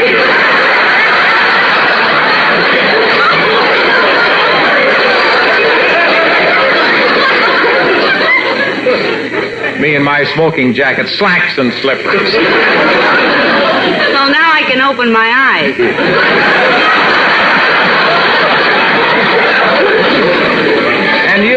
And you, dear, in your pink house dress, adding a rich, warm, mellow luster to our furniture with Johnson's paste wax. The best of all possible ways to protect and beautify wood floors, furniture, and woodwork. Good. I'm glad my little wifey uses Johnson's paste wax because it's so long-wearing, and because someday we may have a little... Well, the rest is personal. Hey, Waxy. Yes, pal? I do hope we aren't delaying you, Mr. Wilcox. Oh, no, not at all. In fact, I'm just in time to meet my cousin, Big Brassy Wilcox, at the doctor's. Not Big Brassy Wilcox, the golf pro. Is he your cousin? And what happened to him? Well, he tried to show his wife how he could drive a golf ball off her forehead. Yeah? Broke her nose and the front window, and she got up and said, "You need a stooge like you need a hole in the head," and she picked up a number 3 iron and gave him a hole in the head. See you later, friend.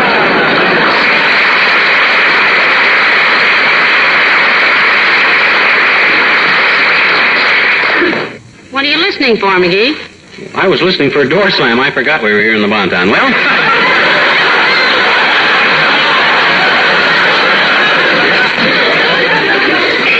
So quiet in here this year.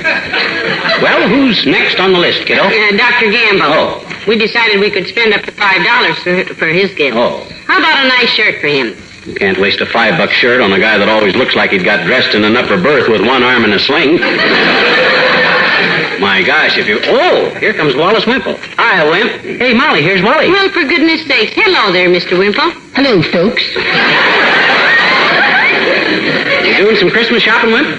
We got smart this year ourselves. No, I'm just looking for a going-away present for a friend of mine, Mr. McGee. Oh. He's flying down to Miami for the winter season. Flying to Florida. Isn't that wonderful? I didn't know you had friends like that, Wimp. What is he, a millionaire? No, he's a sparrow.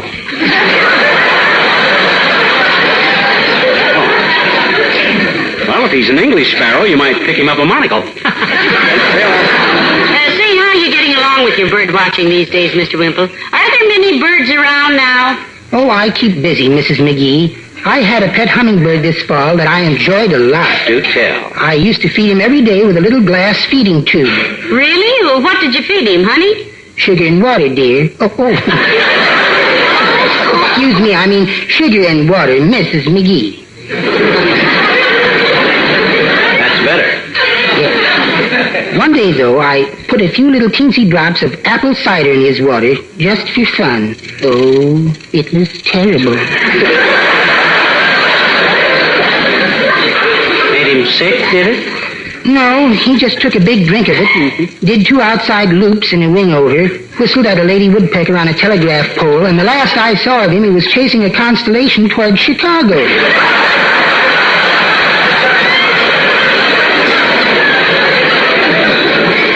But I really must be going now.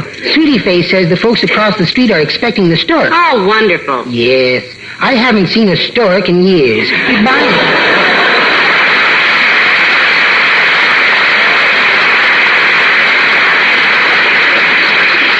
Great little guy, Wimple. It's too bad such a fine-grained fellow is so henpecked, but maybe that's why.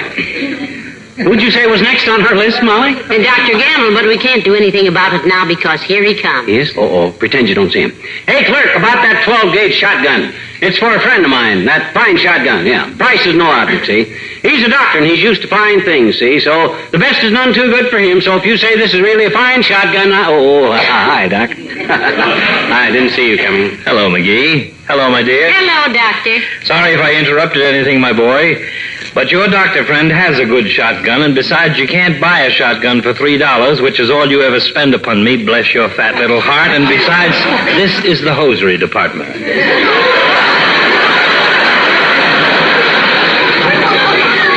Well, I was just kidding anyhow, bedside boy.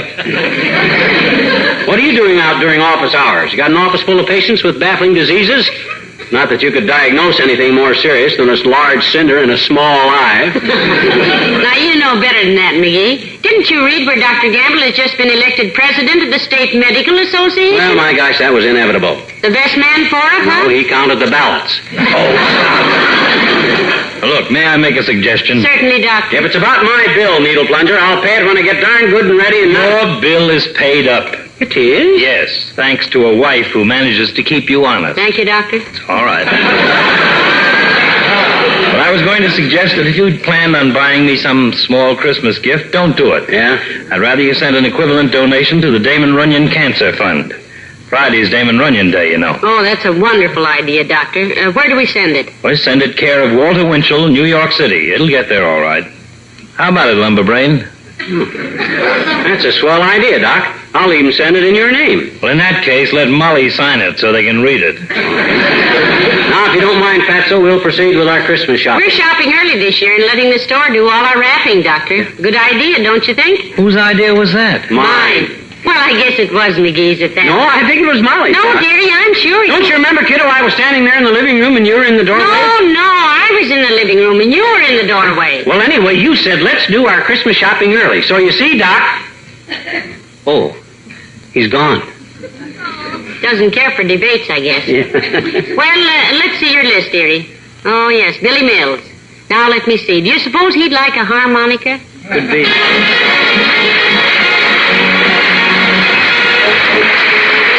Billy Mills, the orchestra, and for you.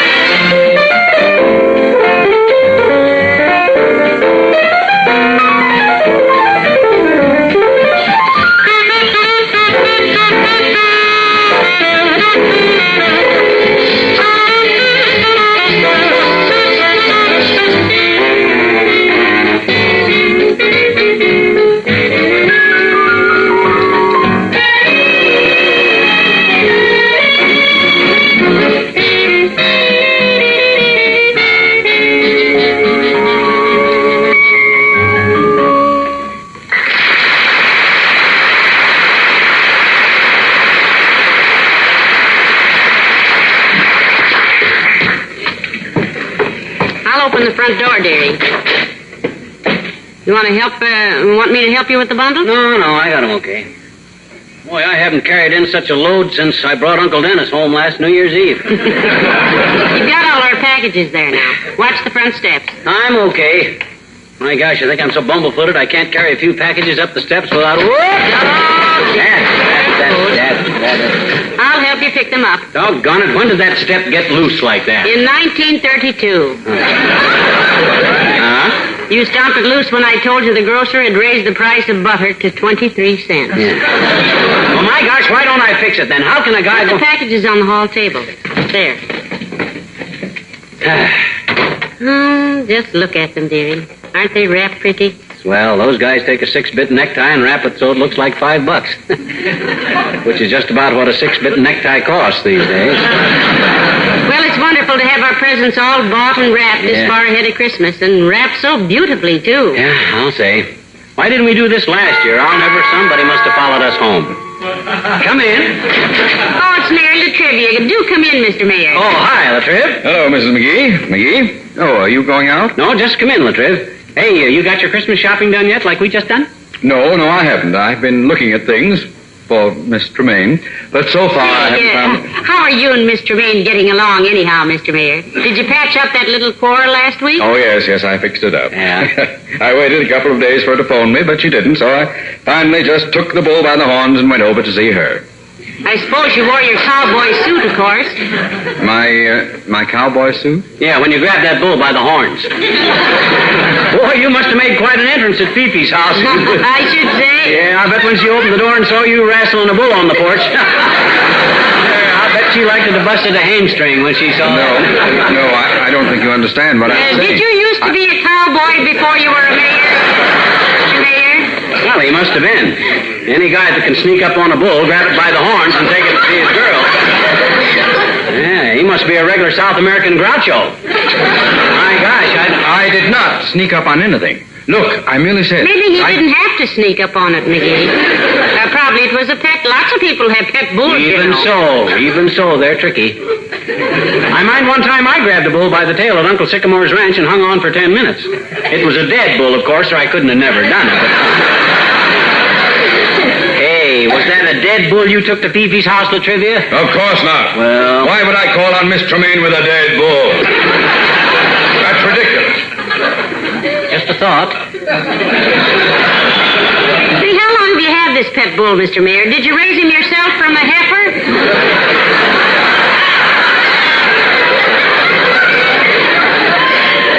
I don't have a pet bull. I said nothing about taking a bull to Miss Tremaine's house. I did not take a bull anyplace. Is that clear? It is to me, boy. When you grab a bull by the horns, you don't take him anyplace. He takes you. Yes, sir. You're just lucky he went past Fifi's house because he...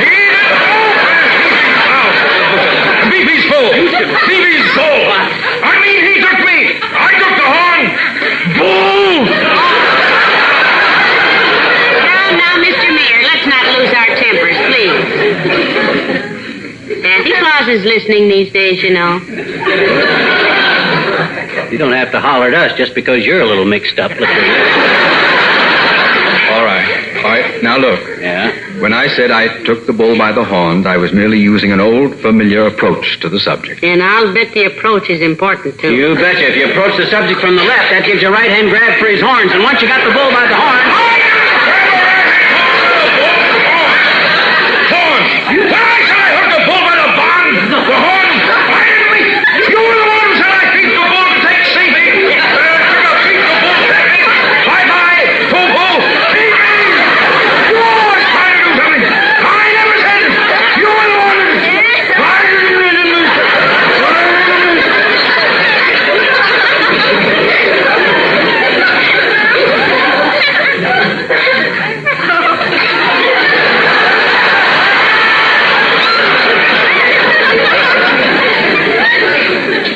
McGee?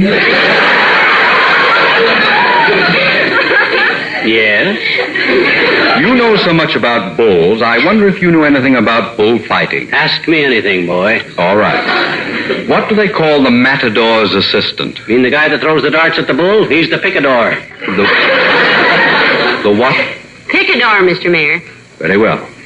I'll pick this one here. Good day!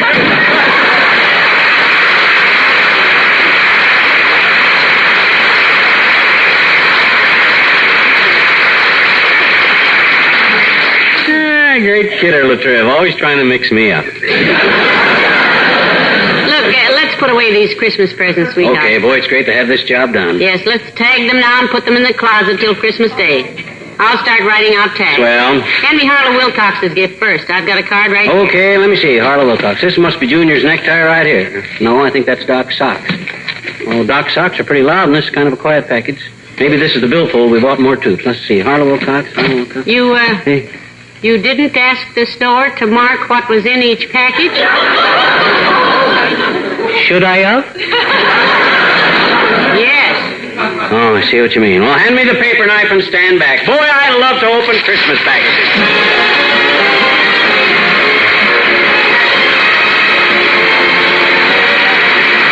You know, your living room rug and your living room floor are, you might say, partners in beauty, because no matter how expensive a rug is, it can only really look its best when the wood floor bordering it has a clear, polished luster, the kind of luster your floors have when you use Johnson's Paste Wax.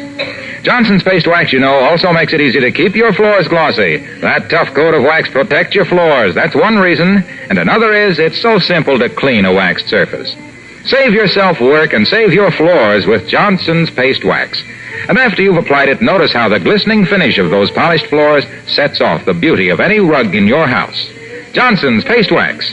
Now, if you'd like to give your best friend a practical gift this Christmas, present her with the new Johnson Beauty Floor Electric Floor Polisher. She'll remember you as the person who made it possible for her to have a brilliantly polished floor in a few seconds. See your Johnson dealer about the new Beauty Floor Electric Polisher.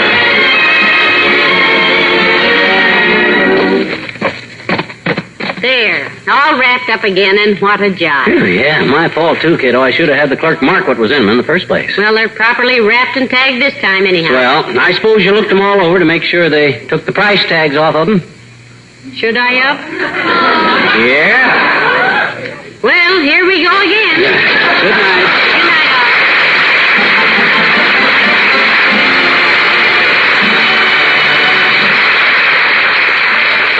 This is NBC, the National Broadcasting Company.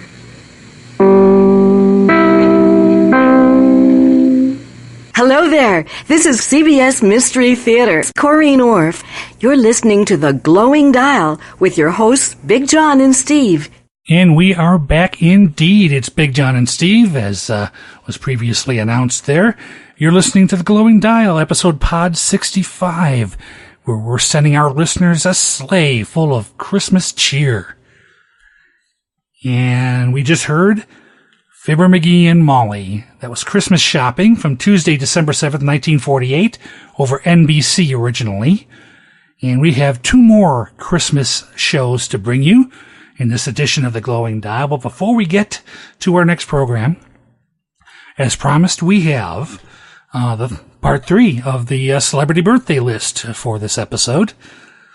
And we're ranging between December 10th and December 30th, 2017.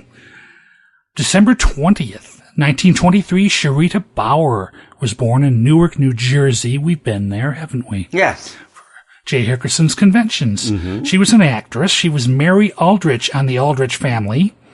Bert Bauer, Bert, on The Guiding Light, and she was in a few episodes of Quiet Please. I know her for her soap operas that she was in more recently. And December 20th, although he was on the show, I think the last live show, and he said, hey, my good friend Joe also has a birthday on December 20th, so happy birthday, Joe. December 21st, 1907, Bob Strong came into this world in Kansas City, Missouri. He was an orchestra leader for Avalon Time, which was later the Red Skelton Show, and also Uncle Walter's Doghouse. That must have been a kids' program. Either that or Uncle Walter got in trouble with the wife all the time, and that's where he had to sleep. I don't know. December 22nd, 1917, Gene Rayburn from Christopher, Illinois. He was an announcer, a DJ, and a comedian, and a game show host. He was on the radio with Rayburn and Finch I think that was like a morning show that they did. And he was also the host of Match Game on TV for years, which is where I first saw him. And we saw him very, very briefly at a Friends of Old Time Radio convention. He showed up just for a few moments to receive an award they were giving, like a Lifetime Achievement Award. And I didn't get to say hi to him, but Steve did. Yes. And I think you asked him, just how dumb was Dumb Dora? Well, we were coming out of the... I was coming out of the room where you purchase all the items. Dealer's room, yeah. Dealer's room. Mm-hmm. And he had come in a back entrance to the hotel. He didn't come into the main entrance. And okay. He was there to register as one of the celebrity guests. And he asked me, excuse me, where is the registration table? I said, well, that's back up this direction. Actually, I'm going that direction. Why don't you follow me? And I said, you're Gene Rayburn, aren't you? As we're walking along. He says, yes. I says, tell me, really, how dumb was that Dumb Dora? In reference to, the Match Game and everything. He right. says, boy, was she dumb. He got right into character. It was funny. Yeah, well, you just had a few moments with the guy, and we didn't want to push him because we knew he wasn't there for long. And he was there and gone before we even had the chance to say, Mr. Rayburn, could we do an interview with you?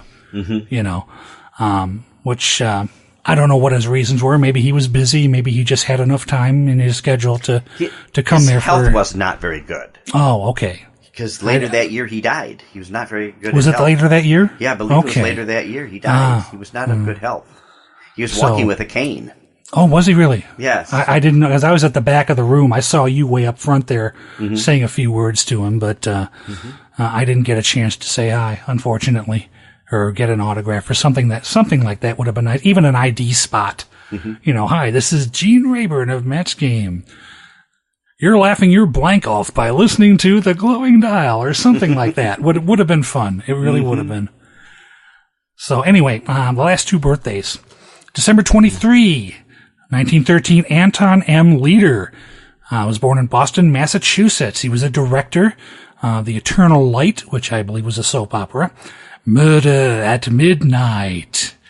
He directed some suspense episodes, some Words at War, and also directed many TV series, including some episodes of Lost in Space. Oh, yeah, I know him. Yes, we have to mention Lost in Space all the time. It's in our contract. And lastly, for this set, December 24th, 1906, Christmas Eve. The parents of Chuck Webster got a wonderful gift in his birth, Pittsburgh, Pennsylvania. Isn't there a pawn shop on the corner there? According to Guy Mitchell, there was. Chuck Webster was an actor on The Green Hornet, The Lone Ranger, and True Detective Mysteries, so he must have lived here in the Detroit area for a considerable amount of time. I would say yes, because that show originated out of Detroit, yeah. Green Hornet and Lone Ranger were out of WXYZ, which is now WXYT, and I think it's a talk radio station. Yeah. But they're still in business, as is their TV counterpart, WXYZ TV, Channel 7, Detroit. Which is has newscasters working for that still say W.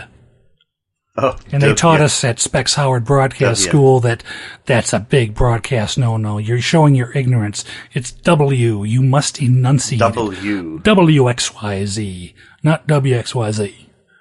That's the lazy way of saying it. So, anyway, that's one more set of birthdays coming up after or before the next program. The last program of the show, that is. And then we'll tell you how you can check and see who you share your birthday with, which celebrities.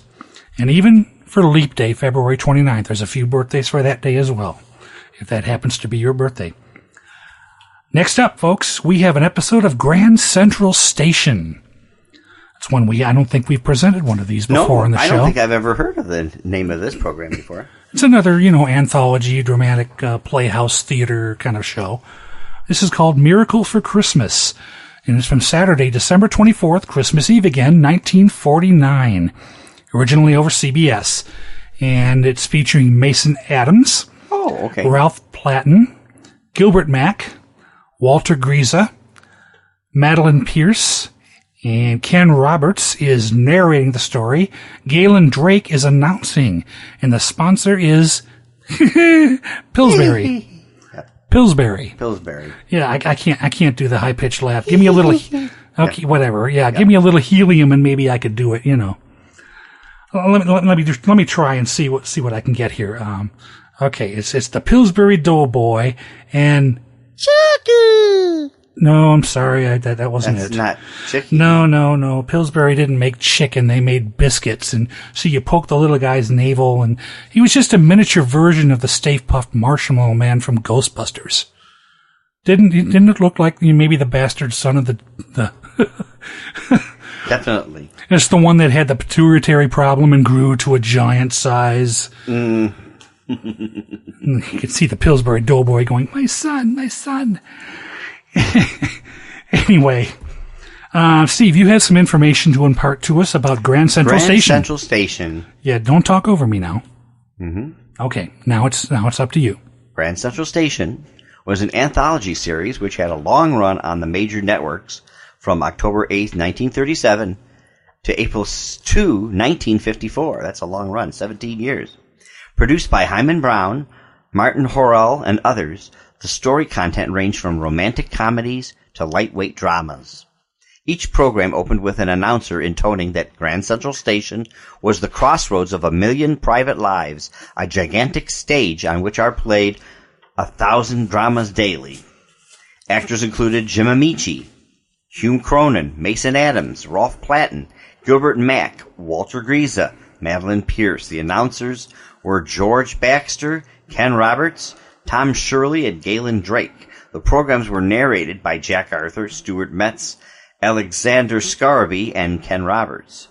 One sound effect frequently used in the program was a chugging steam train engine. Some listeners noted that the steam engines no longer frequented the terminal, prompting Hyman Brown to respond, "You have your own Grand Central Station." Over the years, the series appeared on the Blue Network, CBS, NBC, and ABC. Sponsors included Listerine, Rinso, Pillsbury, that was ours today, Cream of Wheat, and Tony. In 1952, a half-hour television pilot was unsuccessful in bringing Grand Central Station to the small screen. The pilot episode starred Mercedes McCambridge, with supporting roles by Kirby Grant and Parley Bear. It was produced by Don W. Sharp, who copyrighted the film. It began with a fascinating montage of trains chugging into Midtown Manhattan and the same exciting words that opened the radio program for so many years. By the way, Grand Central was and is actually a terminal and not a station. Okay. Well, thank you for that information, Stephen. You know, you mentioned the train sound. Mm-hmm. That was produced by Hy Brown, right? Mr. Inner Sanctum, which for a time, when they were sponsored by Brumel Seltzer, and thanks to the Sonovox, wonderful little invention of the time, that memorable opening to Inner Sanctum at that time, where the little train whistle fed through the Sonovox, and the actor voiced the words, but it came out in the voice of the train. And it said, "Fight headaches 3 ways.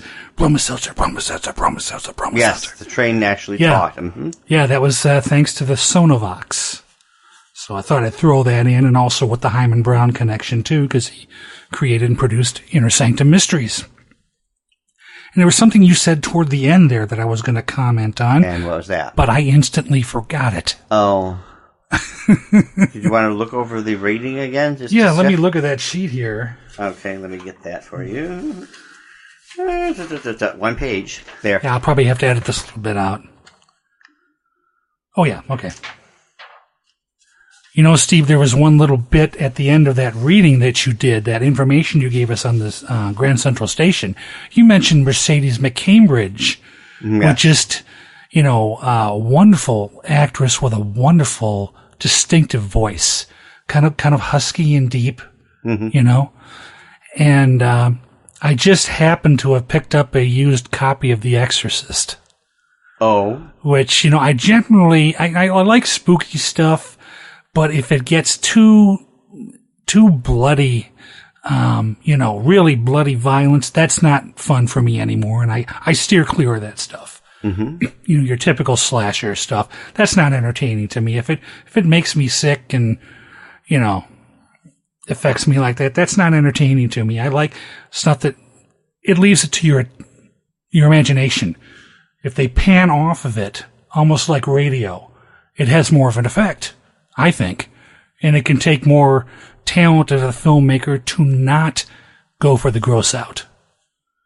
In The Exorcist, well, it goes for the gross out, but it's not slasher type of stuff. But I see what audiences were talking about in 1973 when this thing came out.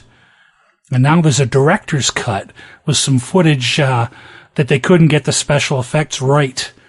One scene where they had Linda Blair walking down the stairs backwards. I mean, she's like, arched over on her back and walking down, that way. And you could see the wires. The wire effect just didn't work. Now they painted all the wires out and they restored the shot.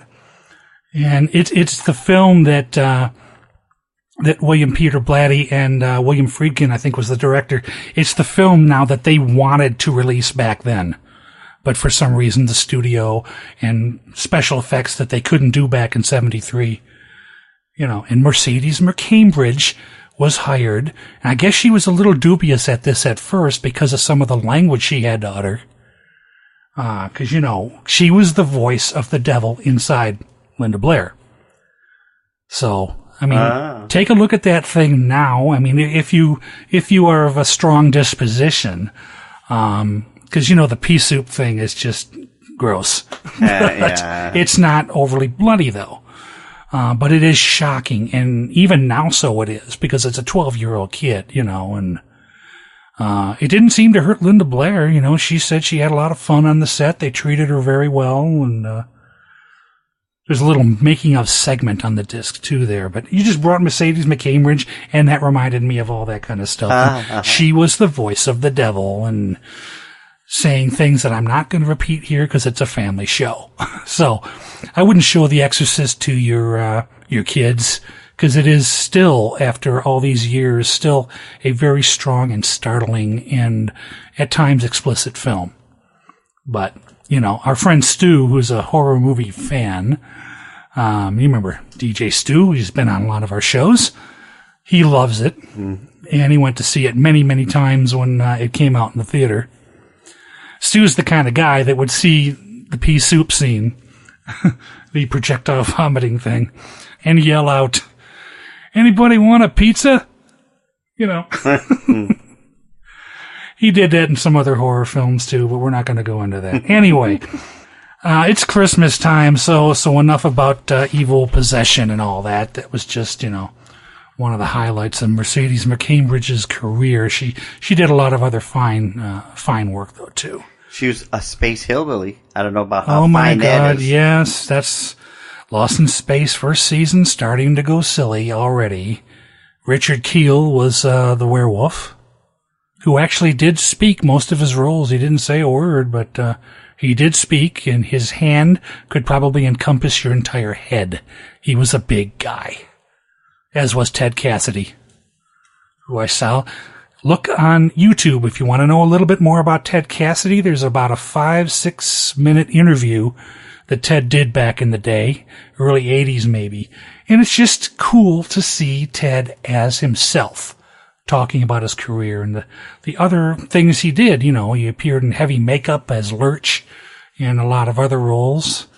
Other roles, he didn't have a whole lot of makeup, just appeared as himself. He narrated The Incredible Hulk, the opening to that show, and did some commercial work that you just wouldn't realize as him. I just thought Ted was a fascinating guy, and I like catching an interview with somebody like that and just to see what they're really like. And he seemed like a pretty cool guy. So anyway, Ted Cassidy interview, look for it on YouTube. It's quite interesting.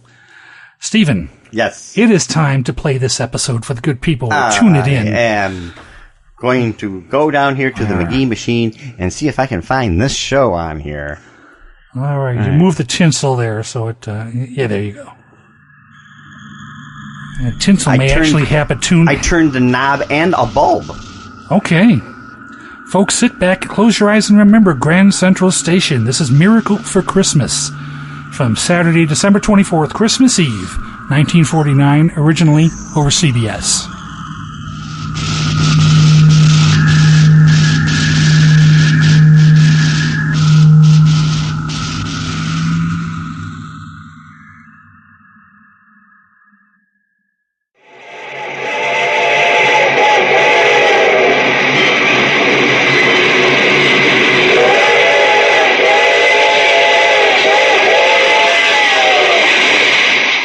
From New York, Pillsbury's best enriched flour brings you Grand Central Station.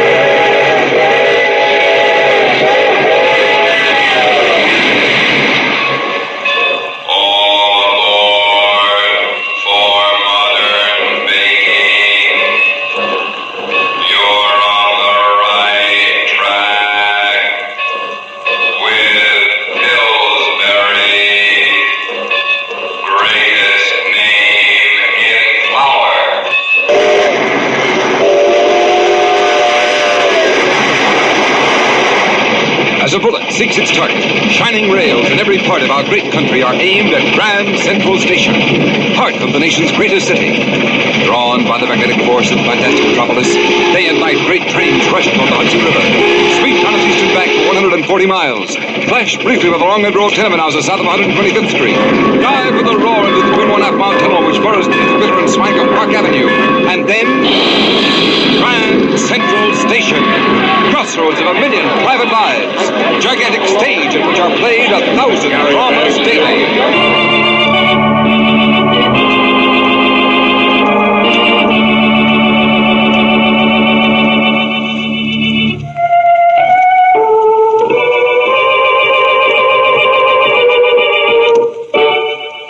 Now, for the 6th consecutive year, Pillsbury Mills of Minneapolis presents with pride Grand Central Station's traditional Christmas play, a drama you will long remember. This is Galen Drake. And before we get into our Christmas story, I want to say just a word about the 3 top prize-winning recipes in Pillsbury's Grand National Recipe and Baking Contest. The grand prize was awarded for a recipe for Pillsbury's $50,000 no-need water-rising twists. The second prize of $10,000 was for Starlight Mint Surprise Cookies. And the third prize of $4,000 was for a chocolate cake, Aunt Carrie's Bonbon Cake. Now, there's $64,000 worth of prize-winning recipes.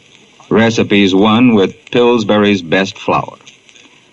Now, as you know, you always bake your best with Pillsbury's best, and we have those 3 recipes ready for you now, and we'll be glad to send them to you.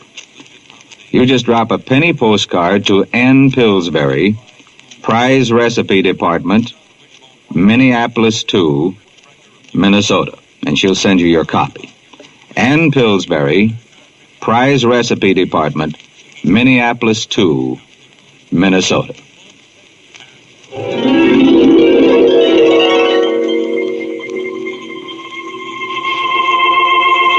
After the train from Albany pulled in, no one, not a single person, actually saw the young man with soft brown hair and soft brown eyes come through the gate. Still unseen, he walks the length of the great waiting room, now strangely tranquil as travel ebbs on Christmas Eve. Quietly, he goes out the door, down the street, and then up the broad marble stairs of the hospital. When the girl at the switchboard turns to him, "What can I do for you, sir?" Without saying a word, he gives her a card. She's startled by the name on it and instantly announces him to the hospital superintendent. "Dr. Mason is here to see you." Mason? Dr. Mason who applied for an internship? "Yes, Dr. Garrett, it is Dr. Mason from Albany." But that's impossible. Shall I ask him about the telegram? No, I'll do it. Send him in, please. Yes, sir. Dr. Garrett will see you, sir. First door to the left.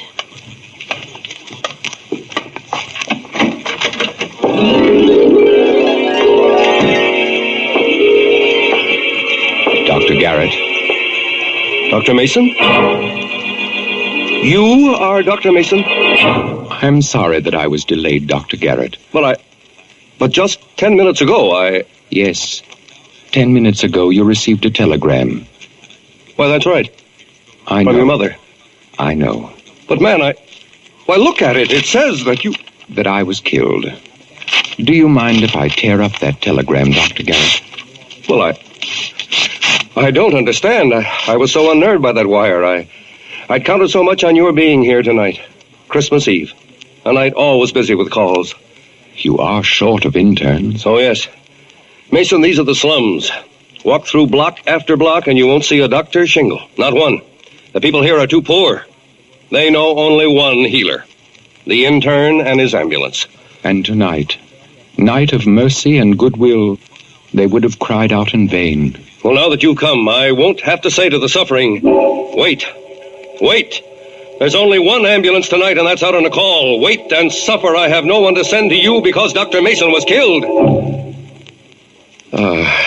It's good that you're here, Mason. It's good. It's good to be here, Dr. Garrett. Well, you better get started. Take this slip down to the storeroom. See that they give you a warm sheepskin coat. Thank you. And a pair of mittens. From there, you go to the ambulance room. I'll have your driver waiting for you. His name is Mac. My name is Mac. The chief says I drive your crate tonight. Crate? Crate, jalopy, sick buggy, ambulance, take your pick. Oh, I see what you mean. You green interns, you're all the same. The first time you spy a ambulance, your eyes pop wide, like you've seen a heavenly chariot or something. Not me. I've been driving this old baby for 8 rotten years. An ambulance, Mac, is a sacred thing. It is a chariot of mercy. Uh-oh, 2 bells, that says. Come on, Mason, that's your first call. 234 South Street. 234 South Street. 234 South Street.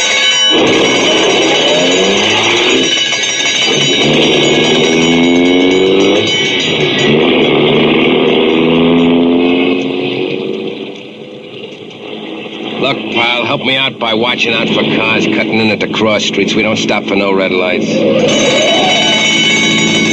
Look, Doc, what did I tell you? Watch it or we'll both be killed. Holy cow, you new interns. You're all alike. You're always dreaming. You put on the white coat and pants and your head goes up in the clouds. Why are you so bitter, Mac? Why shouldn't I be bitter? If it wasn't for you, I'd be home with the wife right now. You truly believe that only because of me? Yeah. If you hadn't showed up, this ambulance would be parked in the garage, for crying out loud. I would have had the night off like on a decent job. To you, driving an ambulance is just a job like any other? Yeah, nothing but. Boy, will I be glad when the shift is over. But, Mac, this is Christmas Eve. You're telling me? This is one night at least you could forget that driving an ambulance is a job. This one night you could look upon it as an errand of mercy. An errand of mercy? You know where we're going? To help someone afflicted. Afflicted with alcohol, you mean? I'll give you 2 to 1 and we're making a stew call. Stew call? Yeah, Mason. We're risking our necks tearing through traffic to give some drunk a whiff of smelling salts. Any man who cries out for help, whether he be brimful of drink or empty of blood, his call shall be answered. Yes, says you. Okay, come on, Mason, make a snap. We ain't got all night. What did I tell you? No good drunk. Here's your bag, Doc. Thank you, Mac. I won't need it. But he's out cold, Mason. Come on, give him a whiff of the stuff quick when we blow. Quiet, Mac. Come now. Open your eyes, sir. He calls the drunk, sir. Look, Mason, here's the spirit of ammonia. Hold it under his nose, will you? That always wakes him up. Quiet, Mac. Come, sir. Open your eyes. That's right, Mason. You just talk pretty to him and he'll open his arms. Where am I? Why is everybody laughing? What's the matter? Nothing. Just put your arm around my shoulder. That's it. Now, let me help you to stand up straight. There. Now, you feel better? Why, suddenly I feel all right. I feel fine. My head is so clear. Of course. All you needed was to stand on your own 2 feet. To be strong. Be of good cheer. Gosh, Doc. sure wonderful medicine you give me. Medicine? What kind of gag you pulling? He didn't give you no medicine. There was nothing the matter with you. You toss off a beer and you lay down in the street like you're out calling. We waste an ambulance on you. I got a mind to take a poke at That'll you. be enough, Mac. Tell me, sir, what is your name? Well, if it's all the same to you... Come on. Give me your name. He's got to make out his report. Pete Lanton, Doctor. Peter, you won't lose faith again. You will stand up, self-reliant, and you will face life courageously and with new hope. Come on, Mason. We ain't got all night. Let's get going. Doc. Yes, Peter? A Merry Christmas to you, Doc. Thank you, sir.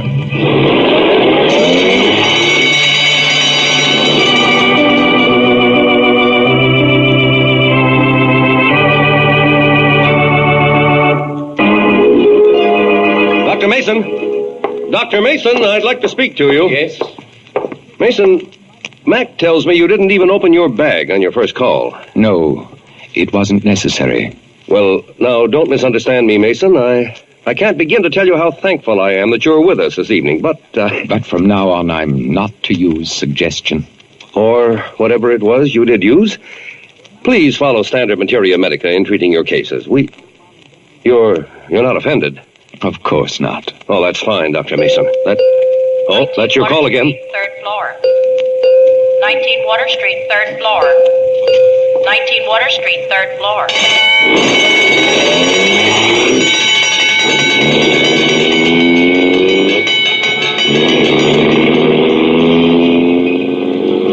Well, Mac, you seem to be good at guessing. You were right the last time. What sort of call is this one going to be? It's no guessing, it's experience. This time it's no drunk. Oh? What do you think it is? A birth, or maybe a death. Christmas Eve. And someone is to live or die. It is better that one should live on Christmas Eve. Mac, let it be a birth we're going to. It's no difference to me, Doc, a birth or a death. I just drive. How long have you been doing it, Mac? Oh, like I told you, 8 rotten years, that's how long. What you call 8 rotten years were truly 8 glorious years, filled with service to your fellow men. Cut the chatter, Mason, this is it. Number 19 at the red brick house upstairs. Come on, make a snappy, it's 3rd floor rear. Doctor, here! Keep your shirt on, we're coming. Even if you hurry. Doctor. Tears on Christmas Eve, young man. I'm afraid you're too late. You thought it'd be a birth. You're wrong, Mason. It sure looks Wait, like... Mac. Don't say it. No. Perhaps we're not too late. Tell me, how is the mother? She's all right. But our baby... Yes, your baby. Crippled. Terribly crippled. We prayed for our child to be born on Christmas Eve. We thought we'd be so happy tonight. Come now, come. No tears, not on Christmas Eve. I'll have a look at the infant. Wait here, both. Make it snappy, Mason. Doc Garrett's always nervous when all the ambulances are out. It's only 9 o'clock.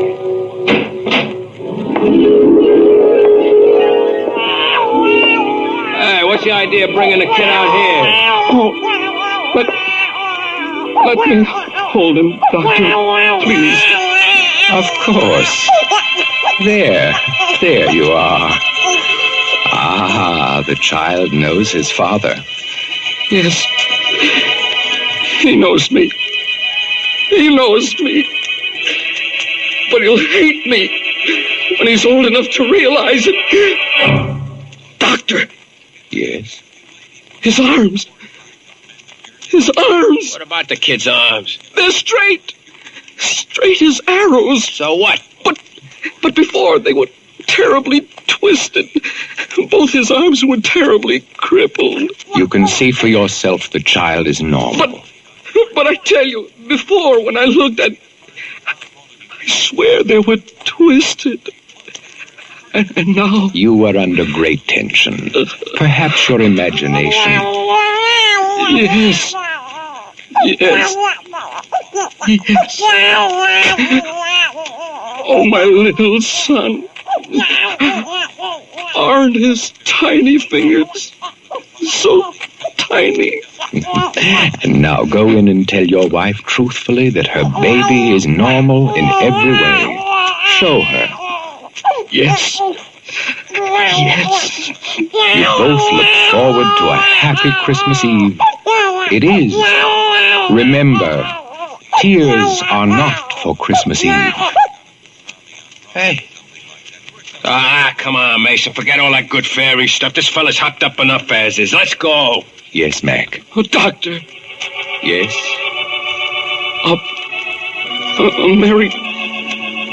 Merry Christmas, Doctor. Thank you. A Merry Christmas to you, sir.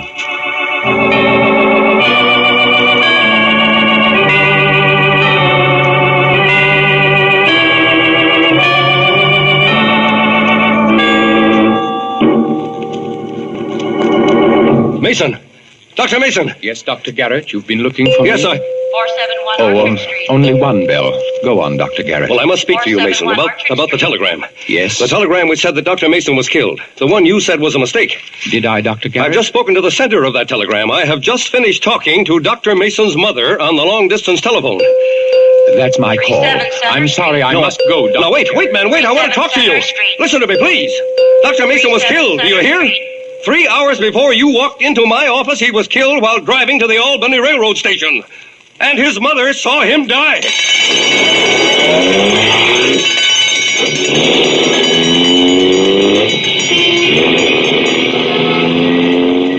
Well, Mac, what is this call going to be?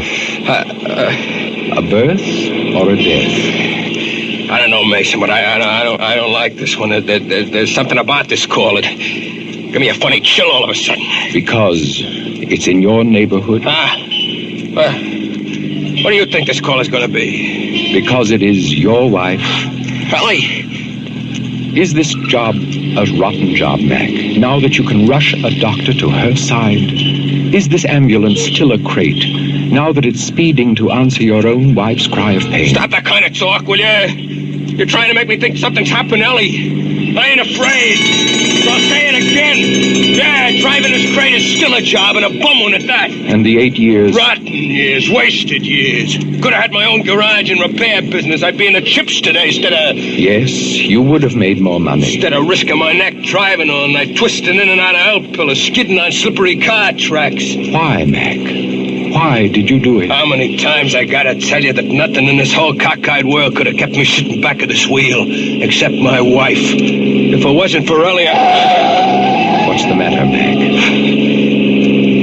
Nothing, I guess. That house we just passed, that was ours. And, the lights are out. Is that unusual? It just means Ellie ain't home. She's probably going down to the corner as far as the drugstore. Yeah, Ellie walks the dog there every night about this time. And... Yes, Mac? The call we're going to is that drugstore. Yes, Mac. Mason, you got a hunch what it is. Tell me what it is. It is not a birth, Mac. Let me through! Let me through! I get it! Ellie! Ellie! It's Ellie! Mason, do something! You gotta do something! Please! Please! We will take her to the hospital, Mac.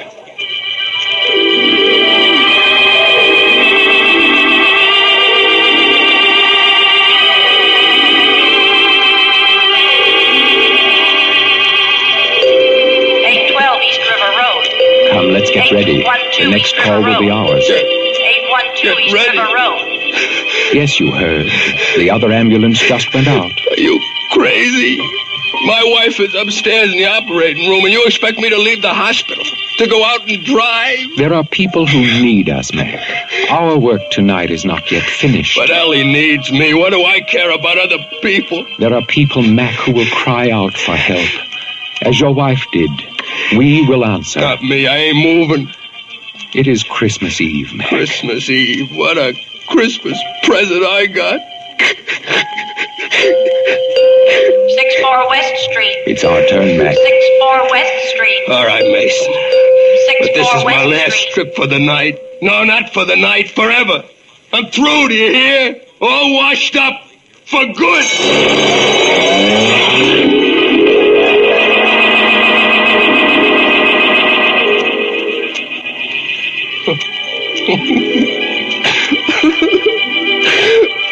I'm terribly sorry, Mac. We did the best that we could. Dying. Ellie's dying. And She asked for you, Mac. Just once. It was while you were out on that West Street call. Then she lapsed into coma. Ellie?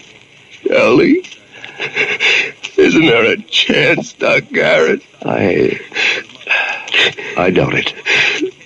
While I'm out with the crepe, my wife calls for me, and now she's unconscious.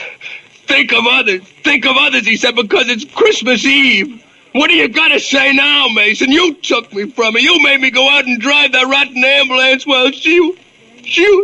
You went to help others, to bring aid to the suffering. A lot of consolation, that is. Remember how the old woman blessed you, with tears in her eyes. Oh, I can't think of nothing but Ellie's going. You with your big ideas and your fine speeches. What do you know about sorrow and suffering? All that there is to know, my son. Just now when you said that for a second you got old. You look more than 1,000 years old. I must be seeing things on account Ellie is leaving me, and I'm crazy with grief and sorrow. Grief and sorrow for you. Yet how much you did to relieve others of that pain. It's funny, Mason, but... Yes, Mac? When you said those words, I thought of my 8 years. The 8 rotten years. And they didn't seem so bad. Not anymore. Now I kind of like them. Sorrow worketh repentance. You should, Mac. You should glory in them. 8 years of bringing a healer to the suffering. 8 years of rushing the torn and the smashed to the hands of the mender. Yeah, your words, they just take the pain right out of me. They just draw it out. Now that your work for this night is finished, Mac, I will walk home with you. Go home? While Elliot... Yes. Okay, if you say so, Mason. But for the life of me, I don't know why I'd take your word.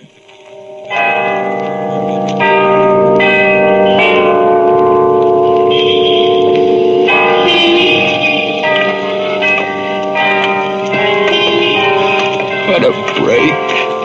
What a rotten break I got on Christmas Eve. You love her a great deal, don't you? Yeah. Soon, it will be midnight. A Merry Christmas. How did she greet you each night when you returned from your driving? How did Ellie greet... Why do you ask that, Mason? Tell me, Mac. I want you to say it. Well, she... Tell me. She's like a happy, anxious kid.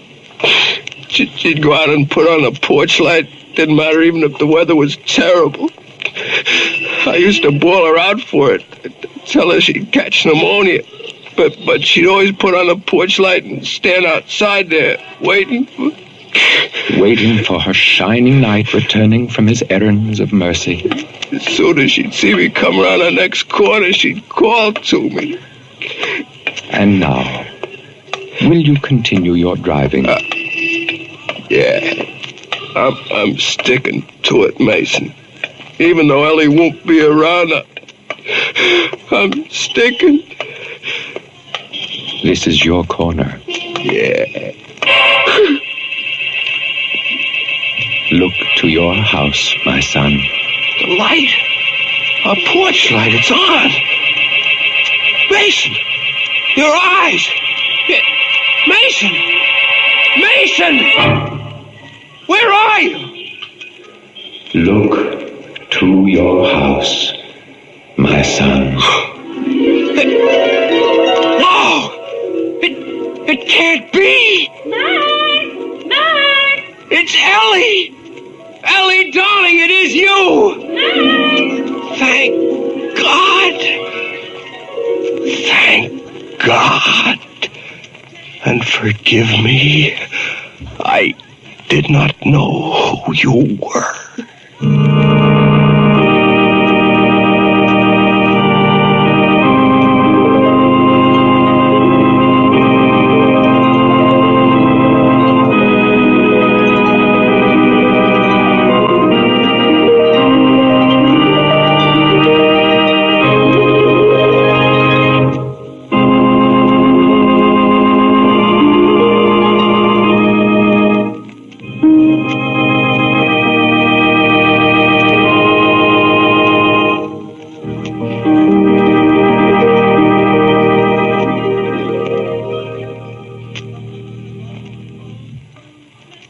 You have just heard the 6th annual Pillsbury presentation of Grand Central Station's traditional Christmas drama.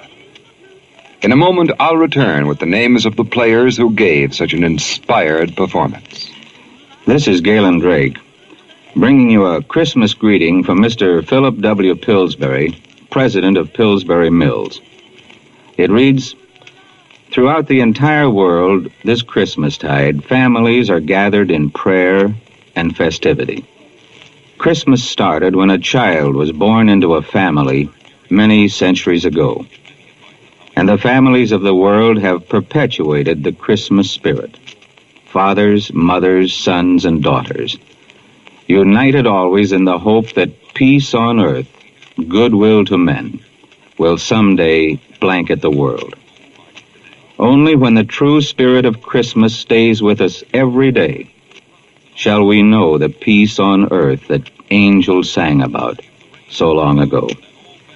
I extend a greeting to your family from the people who make up the Pillsbury family, and it's a big family. The farmer who plants the wheat, the employees in our mills and offices, and your grocer, baker, and feed dealer who carry our Pillsbury products. We at Pillsbury hope this Christmas will be a true day of joy, that there will be songs and feasting, a family gathered round the table, and a word of prayer. And above all, the laughter of children. For it's the children who will keep Christmas always the day of love and understanding." Signed, Philip W. Pillsbury. Our play Miracle for Christmas was written by Jay Bennett. Our stars, Mason Adam as Mac and Ralph Clanton as Dr. Mason. Gilbert Mack was featured as the young father, Walter Griset as Dr. Garrett, Madeline Pierce as the baby, with the music by Lou White and Burley Mills. Next week, the tender, affectionate drama of the young reporter whose human interest New Year's story never got printed because instead of writing it, he lived it. Our cast is headed by the 3 top featured players of Broadway's smash hit Death of a Salesman, Cameron Mitchell, Mildred Dunnock, and Howard Smith. Now, this is your Grand Central Station narrator, Ken Roberts, wishing you, for all the Pillsbury folks, a very Merry Christmas. This is CBS, the Columbia Broadcasting System. Stay tuned for Stars Over Hollywood. It's 1 p.m. White Rose tea time. Feeling droopy? Perk up with White Rose tea. Hi, folks. This is actress Beverly Washburn. You're listening to The Glowing Dial with your hosts, Big John and Steve. That's right, and we are back with The Glowing Dial, episode POD65. where we are sending our listeners, that's you out there, a sleigh full of Christmas cheer. We've gone through 3 shows already. The most recent of those, the one we just heard, was Grand Central Station. Miracle for Christmas was the episode from Saturday, December 24, Christmas Eve, 1949, originally over CBS. And that was featuring Mason Adams. That's another fellow that was at a Friends of Old Time Radio convention. I think he was supposed to be at one of the 2 that we were at, but couldn't make it. And then he was at a couple of the other ones that we didn't make, unfortunately. What commercial was he on? He did voices for commercials. Pepperidge? No, that's not Pepperidge Farm, was it? No, that was somebody else. Another... Smuckers, wasn't it? Yeah, I think wasn't so. It Smuckers? He was on Lou Grant, of course. He was the managing editor on Charlie Lou Grant. Hume. Yes. Yeah, that's where I first saw him. Then I heard him on some Inner Sanctums. He was on a lot of those. The first Inner Sanctum I ever heard was him. Terror by Night, I think it was, about a honeymoon that started to go wrong when they witnessed a murder. They redid that with another actor, but I remember the Mason Adams version. So he was quite prolific in radio, and I'd love to have gotten an interview with him if he would have been willing to sit down with us. But anyway. Moving on. It's time for the last segment of birthdays, and I think Steve's got those. Yes, we'll start off with Christmas Day. December 25th, in the year of 1893. Wow. Santa Rosa, California, the birth of, believe it or not, Robert L. Ripley. I don't believe you. Well, I'm sorry, but it's true. I don't believe you, sir. Colonial Beacon Light he was on, MC. He was on Baker's Broadcast, and, of course, believe it or not. December 26, 1914. Richard Widmark. Actor Richard Widmark. He was Neil Davison, Home of the Brave. He was Alan Webster and Joyce Jordan, MD. And he was also appeared frequently on Inner Sanctum Mysteries. The Colorblind Formula, I think, was one episode he was in. And I'm laughing because immediately I thought of I Love Lucy when they go to Hollywood. The orange. And she steals one of his oranges and goes through, a whole episode just, fighting off the dog and posing as a wild animal in his living room. And then later on, a couple episodes later, they're getting ready to go home and she's got all these souvenirs. And she's got this wrinkled up... He says, what is it? It's a wrinkled up orange. It's garbage. You got to throw it away. And she says, no, see right there in that little crack. It's a repeating mark. Yeah. Next birthday, December 27th, 1916. Kathy Lewis, born in Spokane, Washington. She's an actress. She was Jane Stacy in My Friend Irma. Right. Catherine Milford in The Great Gildersleeve. Yeah. And Suspense. Yeah, On a Country Road, I remember her in with Cary Grant and Jeanette Nolan. Very suspenseful episode, especially Jeanette Nolan's part. She plays a woman who needs help and is pounding on their car window, and they think she's some escaped murderess. And quite a suspenseful episode. Lives up to the show title, so check it out. Moving on. Oh, I'm sorry. It's called On a Country Road. On a Country Road. On a Country Road. Okay. On a Country Road. Yeah. Got that. Let's correct that. Next birthday at December 28th of 1909. Olan Soule. Actor Sam Ryder in Bachelor's Children. He was Kermit Hubbard in Joan and Kermit. Dragnet he was on. And he also appeared in other Jack Webb series on radio and TV. Like Project UFO. He was in a couple of those. One of Jack Webb's cadre of actors that he loved to use over and over. He made appearances on Mayberry, Andrew Griffith's show. He was on there too, as one of the townspeople. Yep, he was just a character actor that just played one of like the town. He didn't overplay his roles. He was just believable, just plain believable. And despite his fancy foreign sounding name, he had no foreign accent whatsoever. Yes. Name does not fit him at all. No. December the 29th is next. In 1904, Wendell Niles. He was an announcer of the Bob Hope Show, Man Called X, and Hollywood Star Playhouse. And I believe he's the brother of Ken Niles. Oh, okay. I believe he was. Yep. We mentioned, I think, the last episode. And closing out this segment and the birthdays for this episode of Glowing Dial, we have December the 30th in the year 1885. Ed Jerome, born in New York City. Mm-hmm. He was an actor. He was Harry Blackstone in Blackstone the Magic Detective and Gregory Allen in Rich Man's Darling. Okay, well, thank you, Steve. That's the birthdays for this episode of The Glowing Dial. Now, if you want more birthdays, if that wasn't enough for you and you maybe want to compare and see who you share your birthday with, you can do that.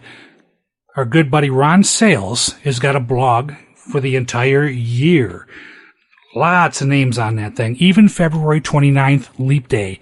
There's a few birthdays there, too, in case that happens to be yours. And all you have to do to get there is go to glowingdial.com. That's our main page.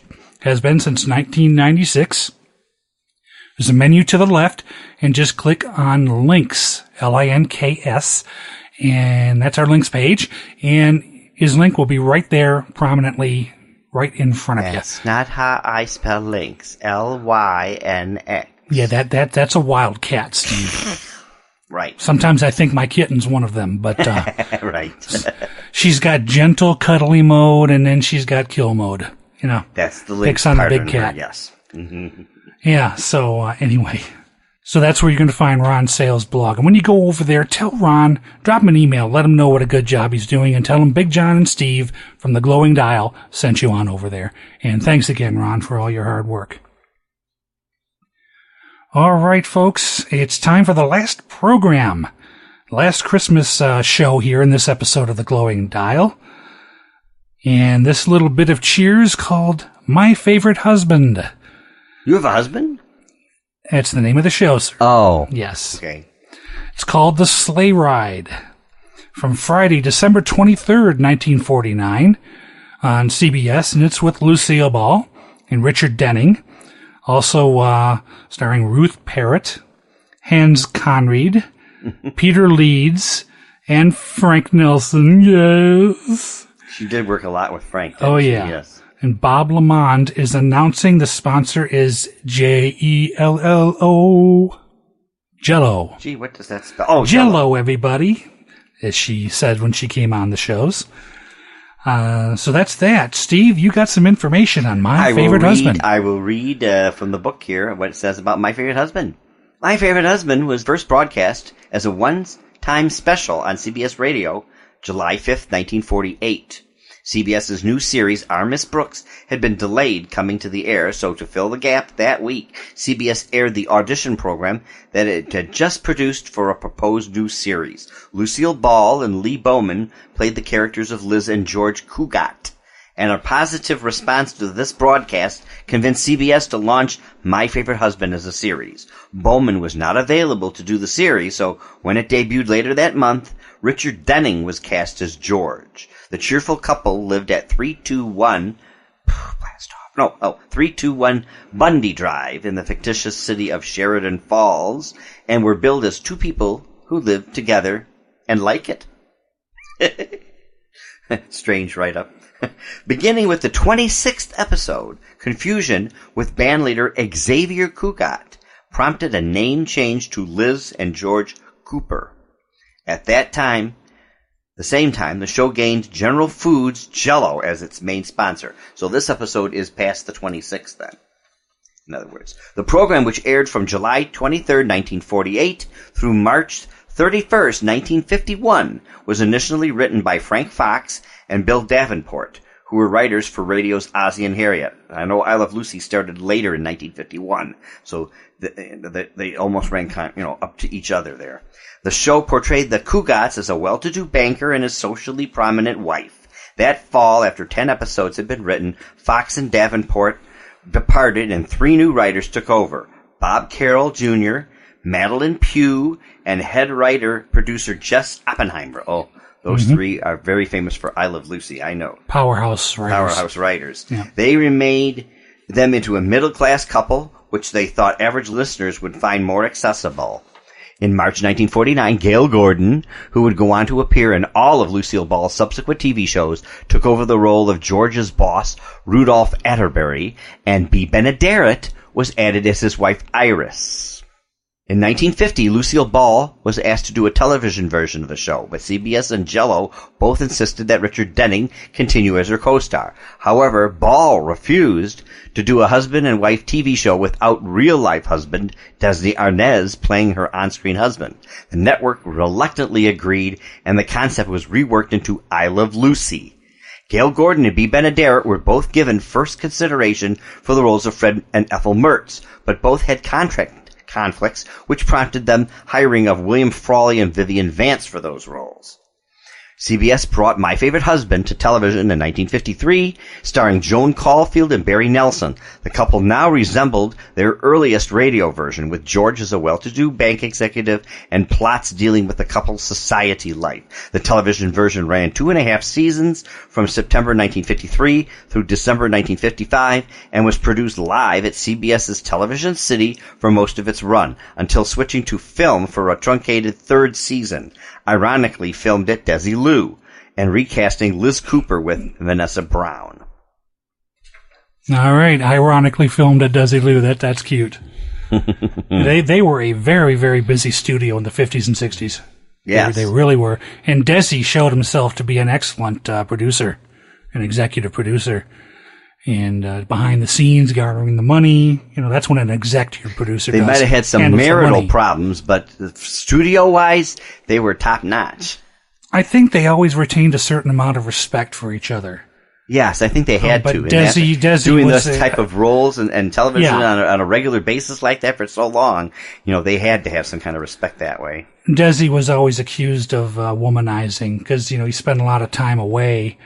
And Lucy would hear things about Desi's womanizing. She was very jealous. I think she to, really was sort of jealous of him, too, Yeah. But he was, I think he was like a big schmoozer. He was just, very personable and out there meeting all the people and such. And, Lucy was sort of that way, too, though. So we weren't either one of them, and we weren't in the inner circle, so we don't know exactly what happened. No. It's just what has been generally said, Mm-hmm. But once again, you want to know about Lucy, My Favorite Husband. Jess Oppenheimer wrote a great book called Luck, Laughs, and Lucy. And you can get that in the Glowing Dial bookstore through our association with Amazon.com. Just go to glowingdial.com, click on bookstore, and search for Luck, Laughs, and Lucy, and by Jess Oppenheimer. I've been through it, and it's a great read. Now, there was somebody on that show whose last name was Schiller that did a lot of writing or something for I Love Lucy. He just passed recently. What's his first name? I'm trying to think. Bob Schiller? Bob Schiller, isn't it? Yes, he just passed away. Yeah. He was up there. He was like 96 or something. He was way up there. Yeah. He was part of TV history then. Yes, because he did I Love Lucy, but he also did more recent shows like All in the Family, Maude, and some of those. Yeah, okay, I remember seeing his name. Yes, yeah. Bob Schiller. So. I think it was Bob. I'm not sure. I think it was Bob also, yeah. Correct us if we are wrong, folks. Anyway, let's get into the program. Yes, Let's. What must we do if we want to get into the show? You know what to do. Tell the audience what I must do. You must I will do manipulate the McGee machine properly so that it tunes in this episode from the past. McGee machine, do you get it? Woo! I'm manipulating it. Yeah, and you're kind of weird while you're doing it. You're kind of weird when you're not doing it. But anyway. I'm hoping it's enjoying We're talking about Steve doing it. Ew. Okay. Folks, sit back, close your eyes, and remember My Favorite Husband, The Sleigh Ride, from Friday, December 23rd, 1949, originally over CBS.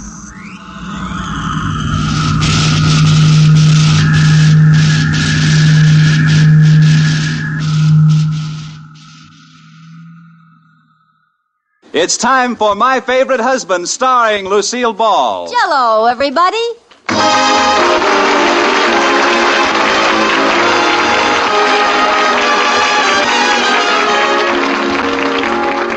Yes, it's the new Gay Family series starring Lucille Ball with Richard Denning. Brought to you by the Jell-O family of desserts. Jell-O.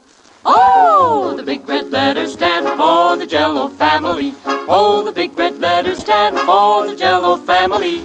That's Jell-O. Yum, yum, yum. Jell-O puddings. Yum, yum, yum. Jell-O tapioca puddings. Yes, sirree. And now Lucille Ball with Richard Denning as Liz and George Cooper. Two people who live together and like it.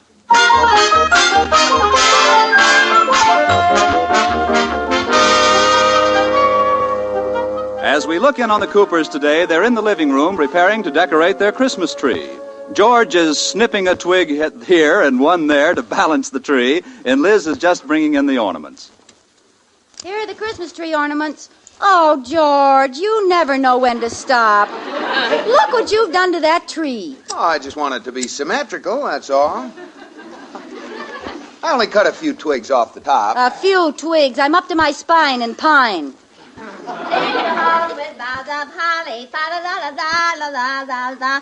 Good heavens, is that the same tree we had a minute ago? Yes, George wants to be different. We'll have the only Christmas tree in town with a butch haircut. Go on now, get a new tree. Tell you what, I'll buy you a tree on Monday. They'll be much cheaper then.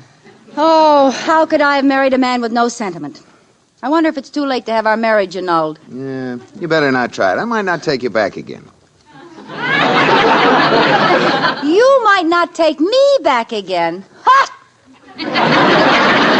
That does it. Now I wouldn't marry you again if you were the last woman in the world. If I was the last woman in the world, I wouldn't have to get married. Touché. Oh, don't worry, George. I'll keep you, you unromantic, dull, old, wonderful you. Thank you. It's too bad we didn't live in the old days. We could just jump in our sleigh and go caroling out into the woods after a Christmas tree. Nobody ever did that. That's propaganda. It is not. I'll show you. Where's that Christmas card the Roni sent us? I'll take your word Here for it. it is. See the picture? A beautiful little country scene with people riding along in a sleigh and caroling. See? You know what that is they're dragging in back of the sleigh? One of the carolers had too much eggnog? No, that's a Yule log. That's what they did in those days. They were more full of spirit then. Especially that guy they're dragging behind the sleigh. Oh, now stop it. George, let's get a sleigh and a bunch of people and go out and sing Christmas carols. Oh, be sensible, Liz. What are you going to do? Go down to Honest Chris Kringle's and buy a used sleigh? Well, why not? Maybe we could get one that was only pulled by an elderly reindeer from Pasadena. Go on now, run along and get me a new tree. All right, where's my coat? George, come here. I'll give you one last chance to prove you have a soul. Now, if I can get a sleigh someplace, will you go caroling with me? I think I can safely say yes. Okay, that's a challenge. I'll get one or my name isn't Gladys Cramhopper. Gladys Cramhopper, that isn't your name. I know, I'm not taking any chances.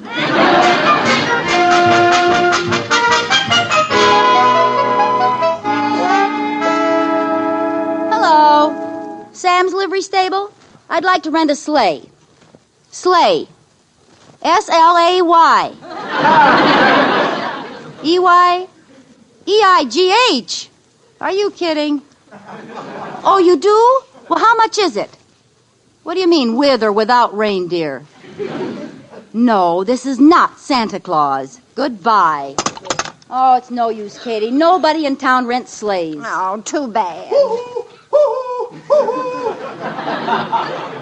Have we got a cuckoo clock? Oh, it's Mr. Wood from next door. Oh, I'll let him in. Close the door. What's the matter? Mrs. Cooper, could I hide out in your house for a few minutes? Hide out? What's wrong, Mr. Wood? It's Christmas vacation, and my 11 children are with me 24 hours a day. My house is like living in a... My, it's quiet in here. Well, 11 children must be quite a problem on Christmas. Tell me, do they all hang up their stockings? You wouldn't believe it. Stockings on the mantel, stockings on the chairs, stockings on the curtains. It looks like the washing machine exploded in the living room. Oh, I'll bet you love every minute of it. Well, I must admit it's nice on Christmas morning when we all gather in front of the tree. Mrs. Wood, myself, and the 11 children. I'll bet you can't see the tree for the woods. You get it? See, your name is Wood, and then Mrs. Cooper. What? That joke is one of my oldest friends. If one of our children hasn't made up that joke by the time he's 5, we throw him away. Ooh. Well, I guess it's safe for me to go home now. The Battle of Santa Claus should be about over. Battle? Yes, every year the believers beat up on the non-believers. Of course, there are more believers, counting Mrs. Wood and myself. You believe in Santa Claus? Certainly. I don't know who's been filling my children with those lies about his not being real. Oh, well, you're just the man I want, Mr. Wood. Can you carol? Oh, like a lark.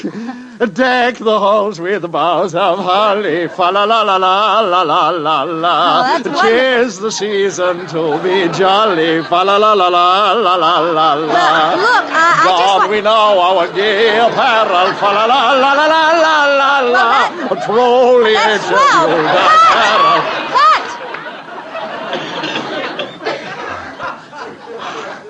I'm sorry, I got carried away. Mr. Wood, let me tell you my problem. I want to get a group together and go caroling. Oh, jolly. But we haven't got a sleigh. Oh, well, let's see now. Where can we get... I know there's one down at the antique store, and I know the owner, Joe Gundelfinger. Joe Gundelfinger? That's an odd name. You should have heard it before he changed it. Changed it? Yes, his name used to be Joe Gundelfoot. Well, do you think that Mr. Joe would rent it to us or lend it to us? Well, I'm sure of it. He's a very good friend of mine. Come on, let's go down there. It's just a few blocks. Oh, George will be so surprised. Let's go. God rest ye merry gentlemen.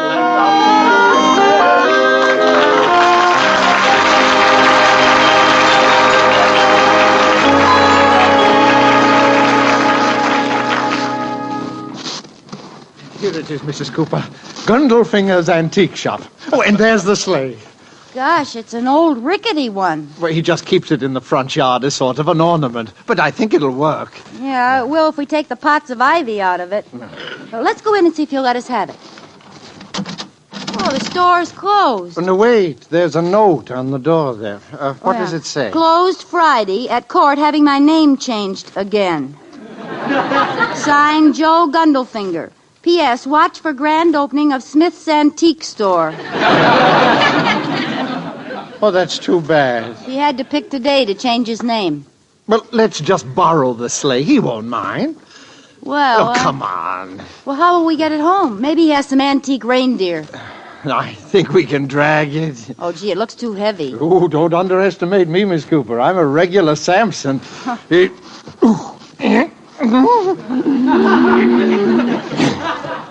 What's the matter, Samson? Have your hair cut? Oh, here comes Mr. Negley. Maybe he can help you pull it. Little Mr. Negley, oh, Mrs. Cooper. If Samson can't pull it, what help will Delilah be? Oh, Mr. Wood, you shouldn't talk like that. He can't help it if he's small. Good morning, Mrs. Cooper. Good morning, Delilah. I mean, Mr. Negley. Good morning, Mr. Negley. Good morning, Mr. Wood. Mr. Negley, you're just in time. We're trying to get this sleigh home. Will you help us pull it? Oh, I'd like to, but I just couldn't. I've been delivering mail since 7 o'clock this morning. I'm plumb poop. Well, I guess you mailmen have to expect a lot of work at Christmas time. Christmas? So that's what it is. Mr. Negley, you're pulling my leg. Oh, Mrs. Cooper.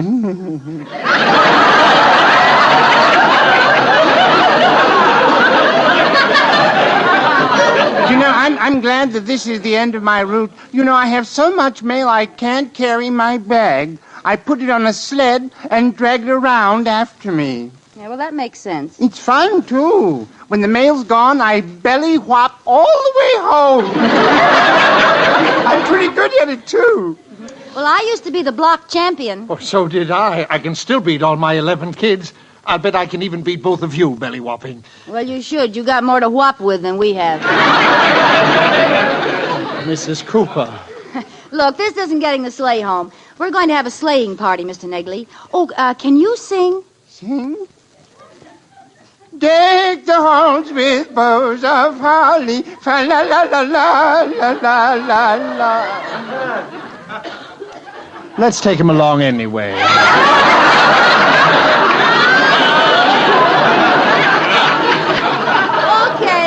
come on, help us pull this thing. Oh, say, I have a better idea. Let me run home and get my motorcycle. We can pull the sleigh with that. Oh, good. I'll sled home. That'll be faster. Okay.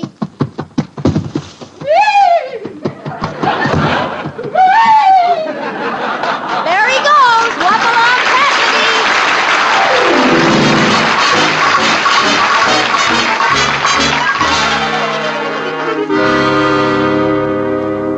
Well, is everybody ready to go? We can leave as soon as Mr. Cooper gets here. Oh, where is George, anyhow? Well, I'm all set. I brought my blanket, my mittens, my earmuffs, and a hot toddy bottle. You mean a hot water bottle? Just for that, you can't drink out of it. I've got a thermos full of hot chocolate. Will you be warm enough, Turtle Dove? Oh, yes, I've got on my galoshes and an extra pair of longies. Oh, here comes George. Hi, George. Hey, what's going on? I told you I could get a sleigh. Come on, we're going caroling and bring home a Yule log. Oh, now, Liz. You promised. Come on, get in the sleigh. Hang on tight, everybody. All set, Mr. Negley? Encante. Here we go. Up yonder, down Negley, up motor, down cycle. Hey, Mr. Negley, come back for us. You forgot to put the harness on it.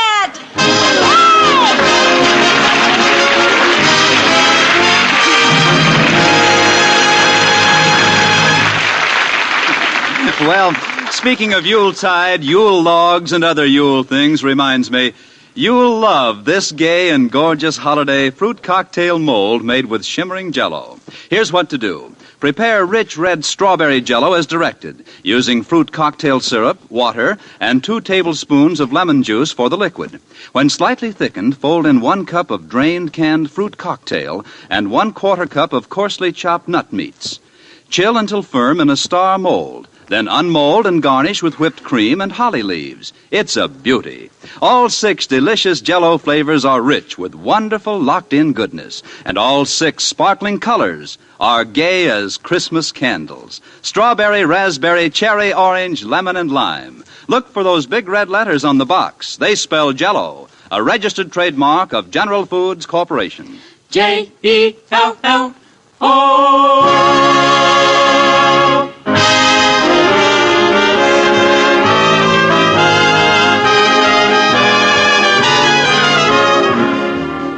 And now back to the Coopers.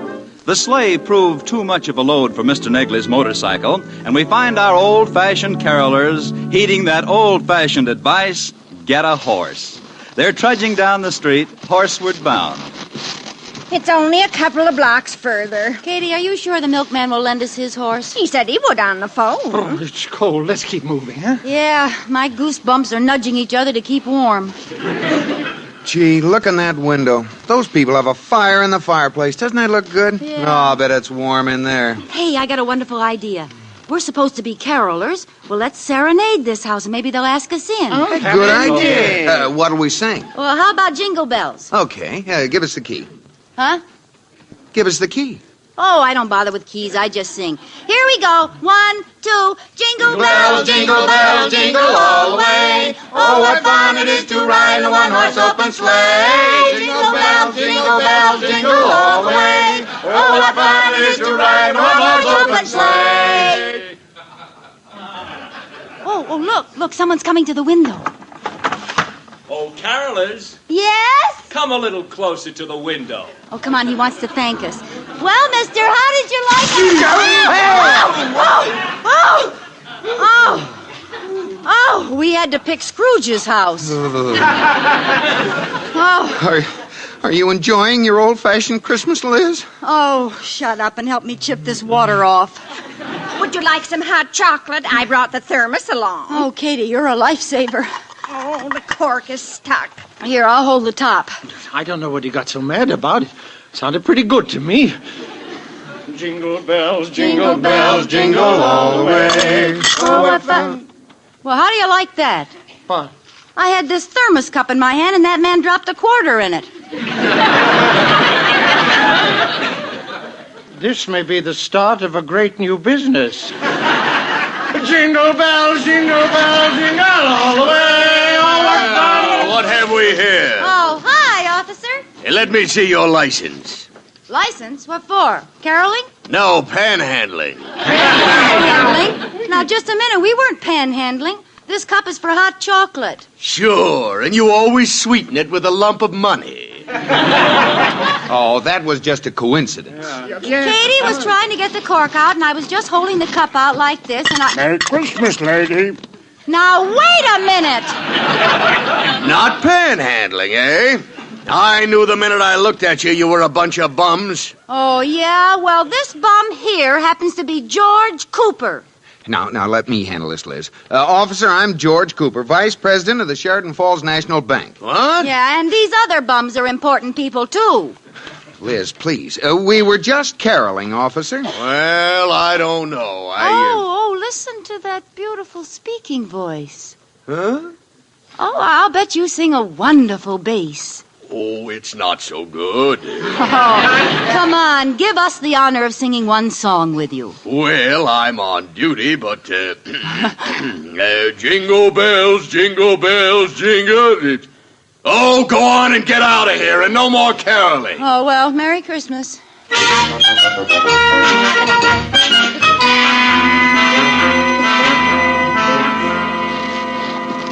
Jingle bells, jingle bells, jingle all the way. Officer. Yes? What is it? What's the matter? I'd like to report it a stolen vehicle, please. Yeah. Well, wait till I get my book out and I'll take down all the details. Okay, what's your name? Schmidt. No. No? No, my name is Gundelfinger. Yeah, it wouldn't be Schmidt for a couple of weeks yet. Why? Are you getting married? No. I'm just changing my name. It's still Gundelfinger. Gundelfinger? Yeah. You wouldn't like to come back in a couple of weeks and report this, would you? No. I want to catch the thieves right now. Okay. What was the license number? It didn't have a license number. It was just out in front of my shop with ivy in it. Ivy who? Just ivy. Little leaves and stems.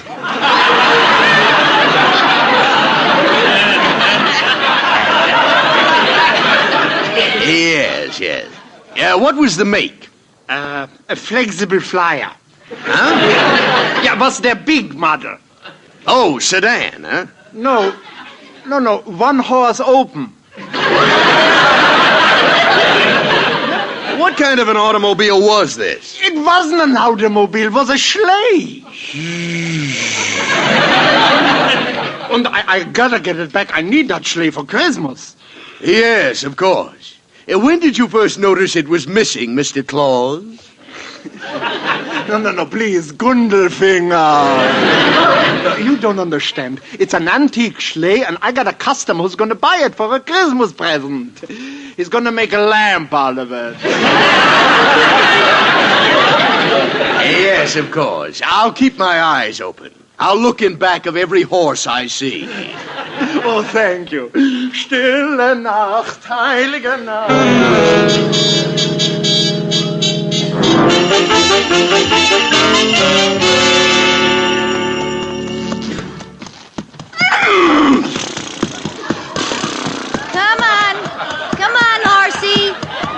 Come on, horsey. Just 2 more blocks and we'll hit you up and have a real old-fashioned sleigh ride. Oh, I think it was real nice of the milkman to lend us his horse. Come on, let's sing again. 1, 2, 3. Jingle bells, jingle bells, jingle all the way. Just a minute. Let's dispense with all this singing. Hi, officer. Sheesh. It's you again, them bums.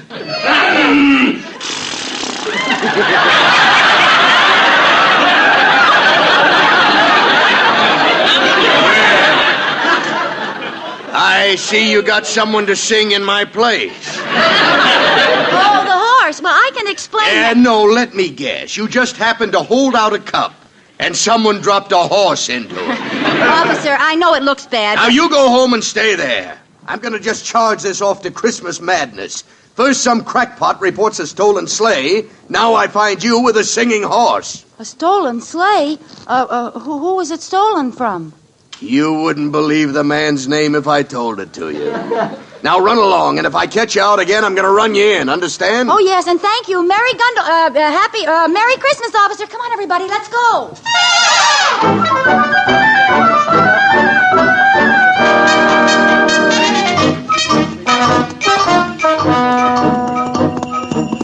Well, we're finally on our way. Oh, no, we're taking this sleigh back to Gindelfunger.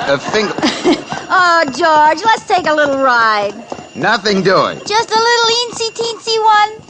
You heard what the cop said. This is stolen property. Oh, but that cop's the only one who knows, and we'll be out of his district in a minute. We can take the sleigh back later. No. Well, let's take a boat. What do you three in the back seat say? Oh, I'd like to go for a long ride.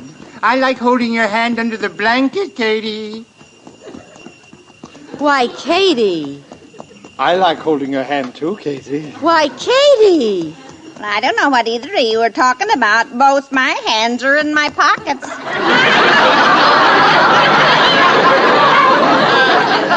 Let go of my hand, Mr. Negley. Sorry.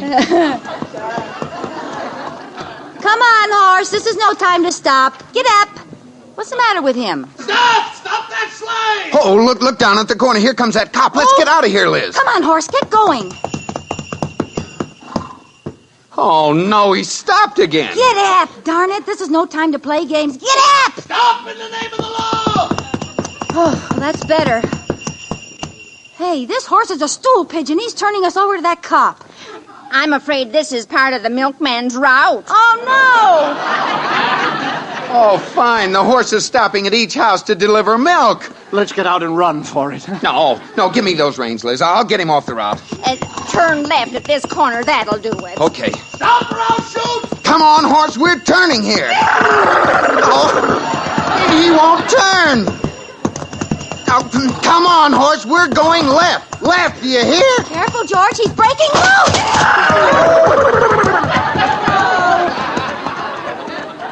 Oh, great. Stranded in the middle of an intersection with a hot sleigh. Hands up! Hands up, all of you! I got you covered! Hi, officer.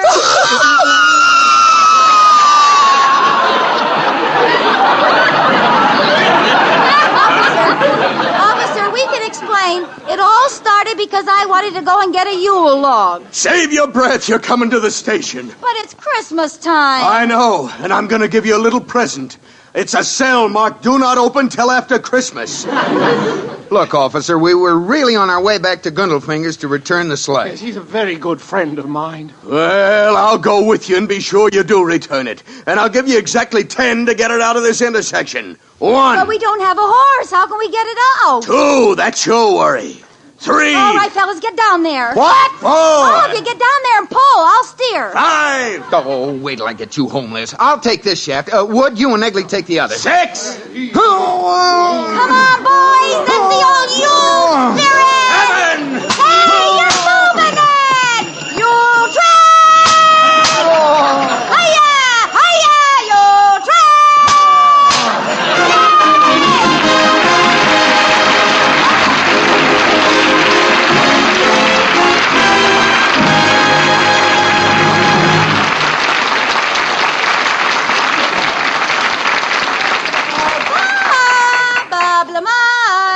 Yes, Lucille, what's on the agenda for tonight?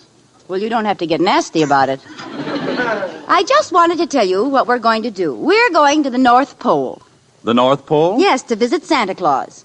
I'll be a little girl who's waited all year for Santa.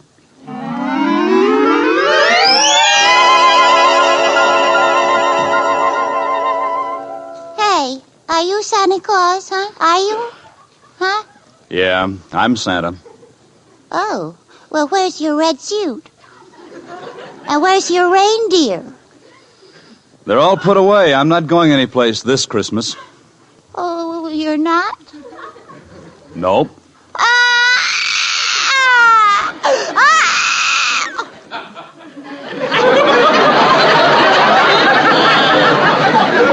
Well, why should I?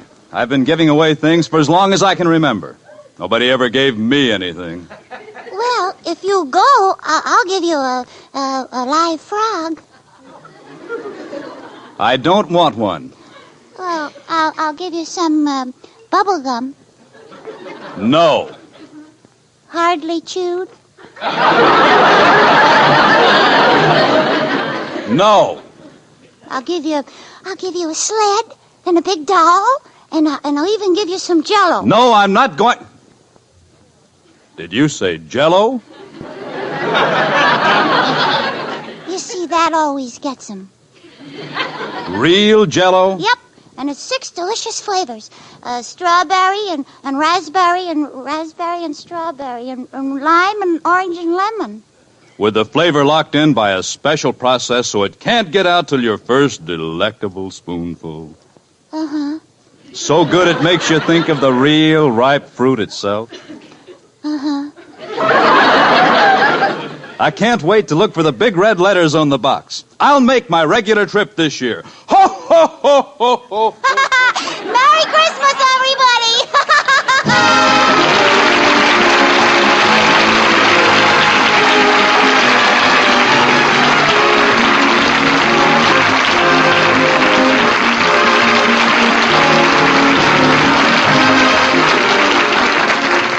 You have been listening to My Favorite Husband, starring Lucille Ball with Richard Denning, and based on characters created by Isabel Scott Rorick. Tonight's program was produced and directed by Jess Oppenheimer, who wrote the script with Madeline Pugh and Bob Carroll Jr. Original music was composed by Marlon Skiles and conducted by Wilbur Hatch. The part of Katie the maid was played by Ruth Parrott. Watch for Lucille Ball in the Columbia picture Miss Grant Takes Richmond. And be sure to listen to Lucille Ball in My Favorite Husband again next week, presented by Jell. Oh, the big red letters stand for the Jell-O family. Oh, the big red letters stand for the Jell-O family. That's Jell-O. Yum, yum, yum. Jell-O puddings. Yum, yum, yum. Jell-O tapioca puddings. Yes, sirree.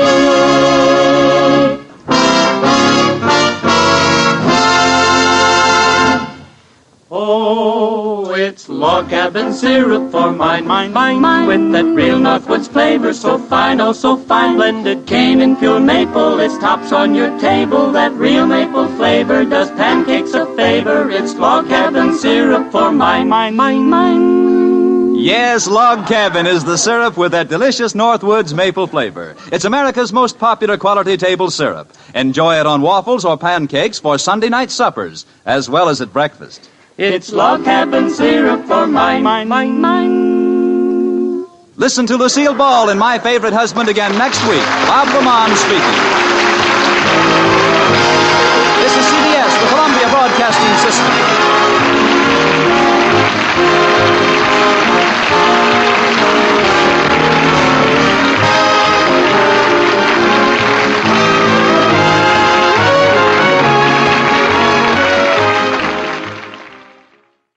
Hi, this is Bob Hastings. Just telling you that you should be listening to Glowing Dial with Big John and Steve. Don't miss it. It's fun. And we are back with you. I'm Big John. That's Steve over there in that sort of direction. You're listening to the Glowing Dial, pod number 65. That's the episode number, where we send our listeners a sleigh full of Christmas cheer. And you know what? We've had 4 old-time radio shows. The last one we heard was My Favorite Husband, The Sleigh Ride, from Friday, December 23rd, 1949, originally over CBS. And we have a little bonus for you. We keep saying we're going to feature some more of these, maybe just one at the end of every episode. And I keep forgetting to plan them in here. But they're 2 holiday-oriented little comedy routines by Mr. Cal Stewart, who was a gentleman, lived back in the 20th century, the beginning of the 20th century. He started recording these comedy bits about his character, Uncle Josh Weathersby, who is a simple country farmer, and just all the things that he encounters, and he always seems to get a laugh out of everything. And you've heard us use his little laugh at various times during episodes of The Glowing Dial. And we've played some of these before. In our Yesterday USA days, we had a couple named Chuck and Patricia Jansen who used to write to us and really loved the fact that we included those Uncle Josh Weathersby things. I grew up with one 78 record, just 2 routines. It's on a Columbia record, the Blue Music Notes type label, and it was Uncle Josh at the Bug House and Uncle Josh in the Labor Union. And I played that thing over and over as a kid, and then I discovered, hey, these are really collectible. I'm going to look and see if he did any more of these, and wow, did he ever. He did a lot of them. He recorded them several different times for different record companies. Edison, Cylinders, Berliner, 78 Records, Emerson, I think, Columbia, RCA Victor, lots of different labels. He did them from like 1898 up until his death in 1919. Now, somewhere I had a nice little mini biography of Cal Stewart that I cannot lay my hands on right now, so I apologize for that. But he had quite a history, and he knew Will Rogers, and he knew Mark Twain. He was friends with both of them, and his humor was often likened to theirs. I have a wonderful book called Uncle Josh Weathersby's Pumpkin Center Stories. Pumpkin Center was the mythical town that Uncle Josh lived in. And it's got written versions of some of the routines that he did and some of the other pieces that were serious pieces of writing and prose. And that book's like 1903, and I've still got it on my shelf, so I kind of treasure that one. So look for that. I mean, you might be able to find copies on eBay or Amazon or a used bookstore or something if you like what you're about to hear. If you've heard them before, you know kind of what you're about to hear. These are simple little routines from a simpler time, but to me, they still hold a lot of charm, and to Steve does too. He likes them too. And especially the Uncle Josh at the Bug House. It's got every pun with the word bug in it that you can think of, you know.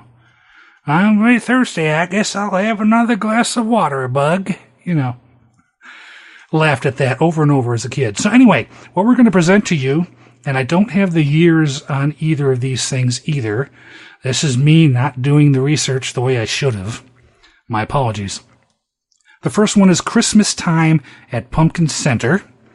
And the second one is Uncle Josh Plays Santa Claus.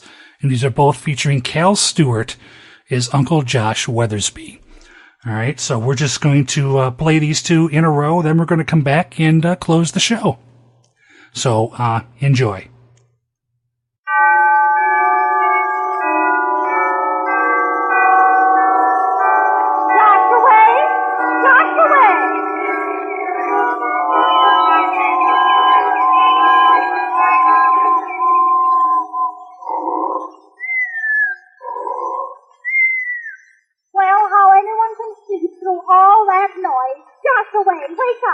What's the matter, Nancy? Is the house on fire?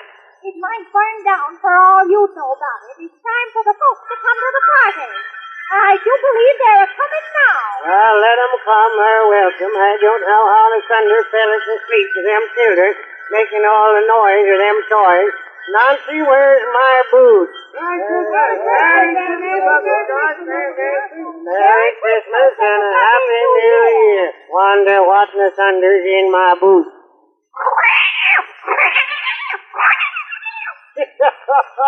Well, I'll be darned if the kitten didn't go to sleep in it.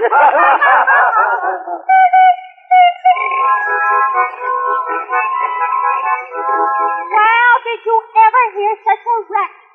Oh, limit me in the eye. Well, now let me see. I guess you're more scared than hurt. Just put a snowball on it for a minute and it'll be all right.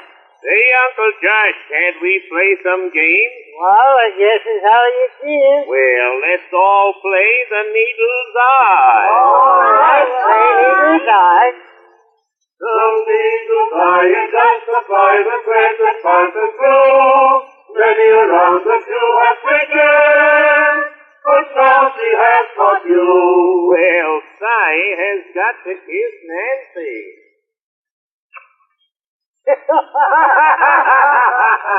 Now then, let's have some singing. Ring the bells of heaven, there is joy today, for a soul returning from the wild. Glory, glory, how the angels sing. Glory, glory, how the lovers ring. Ring the bells of heaven, break the great today. Angels swell the glad triumphant praise. Well, goodbye. Goodbye. Merry Christmas to every one of you. Merry Christmas. Well, till long last Christmas, down hum at Pumpkin Center, they was having a lot of doings at the First Baptist Church, Christmas tree and one thing and another, and nothing would do 'em but I must play Santa Claus. Well, Deacon Witherspoon and Ezra Austin talked me into it, and like a darn fool, I told 'em I'd do it. Well, they took me back in the tail end of Ezra Austin's store and put a fur suit on me, and the darn stuff tickled my nose, and I got to sneezing, wasn't if I'd had hay fever or epizootic. Then they put a basket on my back and put enough toys in it to start any store in the land, while Ezra Austin said I could have his sleigh, and Deacon Witherspoon said I could have his sleigh bells, and Rube Hendricks said his oxen would do for reindeers. Well, they got out the sleigh and hitched the oxen up to it and put the sleigh bells on 'em and loaded me up and started me off. Well, them darned oxen got scared at them sleigh bells and run away. And I hollered gee at 'em and haw at 'em and whoa, and them darn critters wouldn't gee-haw worth a cent, and they never stopped running till they went into the snowdrift and upset me and broke the sleigh, and I was all covered with snow and ice. Well, they got me straightened out and walked down to the church with me, ringing the sleigh bells to make folks think that Santa Claus was coming. Well, we got down to church, and they put up a ladder to the chimney and told me to climb up it and come down in the chimney, and then they all went into the church and left me there. Well, Ezra Hoskins' dog come along and took a right smart of the important portion of old Santa Claus's pants. Well, I got in that chimney and started down, and I got stuck in the darn thing, and they had to call out the fire department to get me out. And when they got me out, congregation said that was the first time they ever knowed that Santa Claus was a colored man. Well, I broke the 10 Commandments they had framed to hang up on the wall in the church, and I broke a wood box belonging to old Aunt Nancy Smith and a bottle of whiskey that somebody had sent to Jim Lawson, and the congregation said I'd been drinking a right smart, or I was pretty drunk the way the whiskey smelled, and they put me out of church. Now they're talking about having me up in court for impersonating somebody I know there wasn't.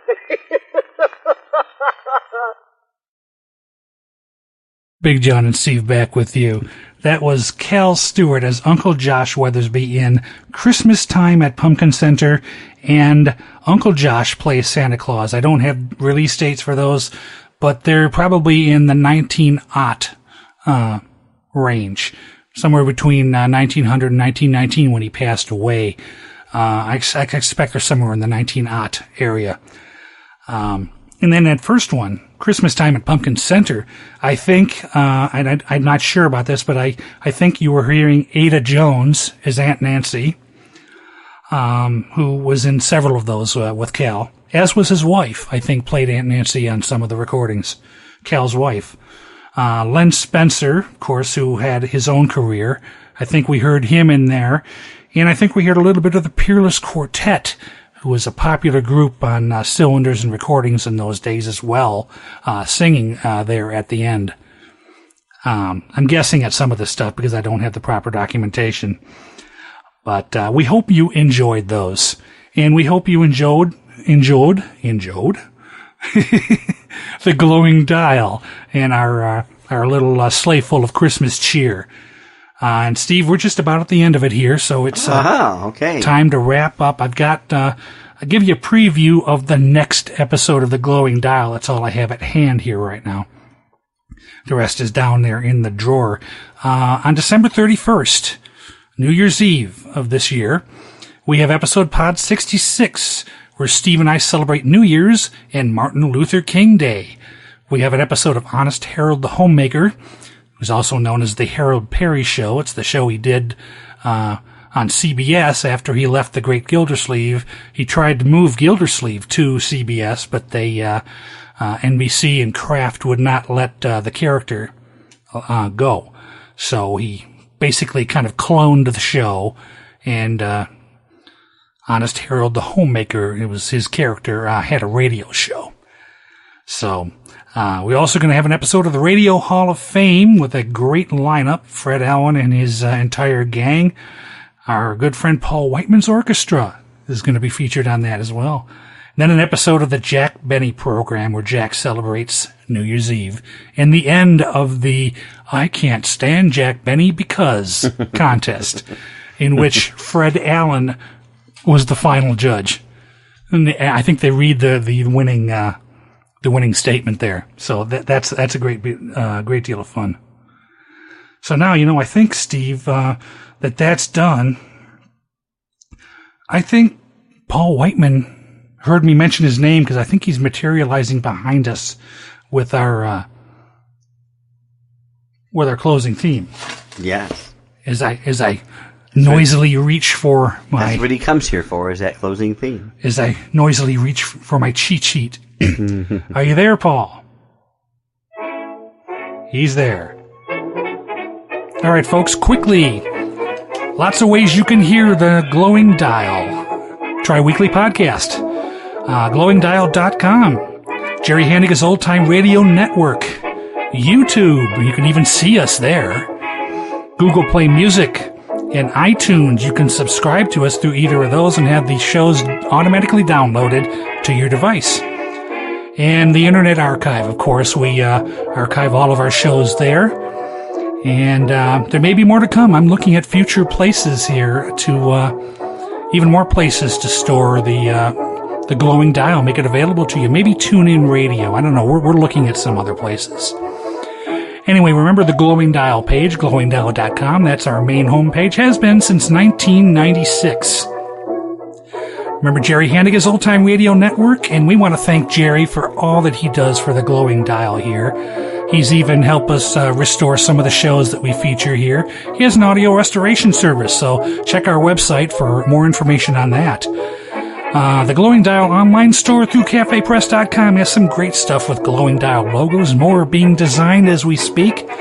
The Glowing Dial bookstore through amazon.com. Do all your amazon.com shopping there. Just click through our website and you'll help support us here at the Glowing Dial.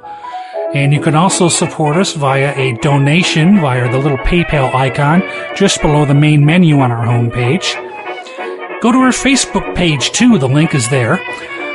We want to break 100 likes there. And also subscribe to our blog. You'll get to, all the updates and premiere dates and everything of the new shows as they come out. So be sure to check that all out. And also, we want to thank the sources for information that we pass over to you here on the Glowing Dial. We want to thank the wonderful John Dunning and his books Tune In Yesterday and On the Air, the Encyclopedia of Old Time Radio, which are both available through the Glowing Dial bookstore. Hint, hint. I want to thank our good friend John over at OTRcat.com, a great place to go get some OTR on MP3. Tell them Big John and Steve from the Glowing Dial sent you on over there. And also want to thank the good folks at Digital Deli 2 for allowing us to use some of the information on their page. They got a wonderful page full of information. Digital Deli 2, T-O-O. Check them out, please. I believe we've got their link on our webpage as well. So that's it for now. Big John and Steve saying keep a positive thought, keep looking up, think big.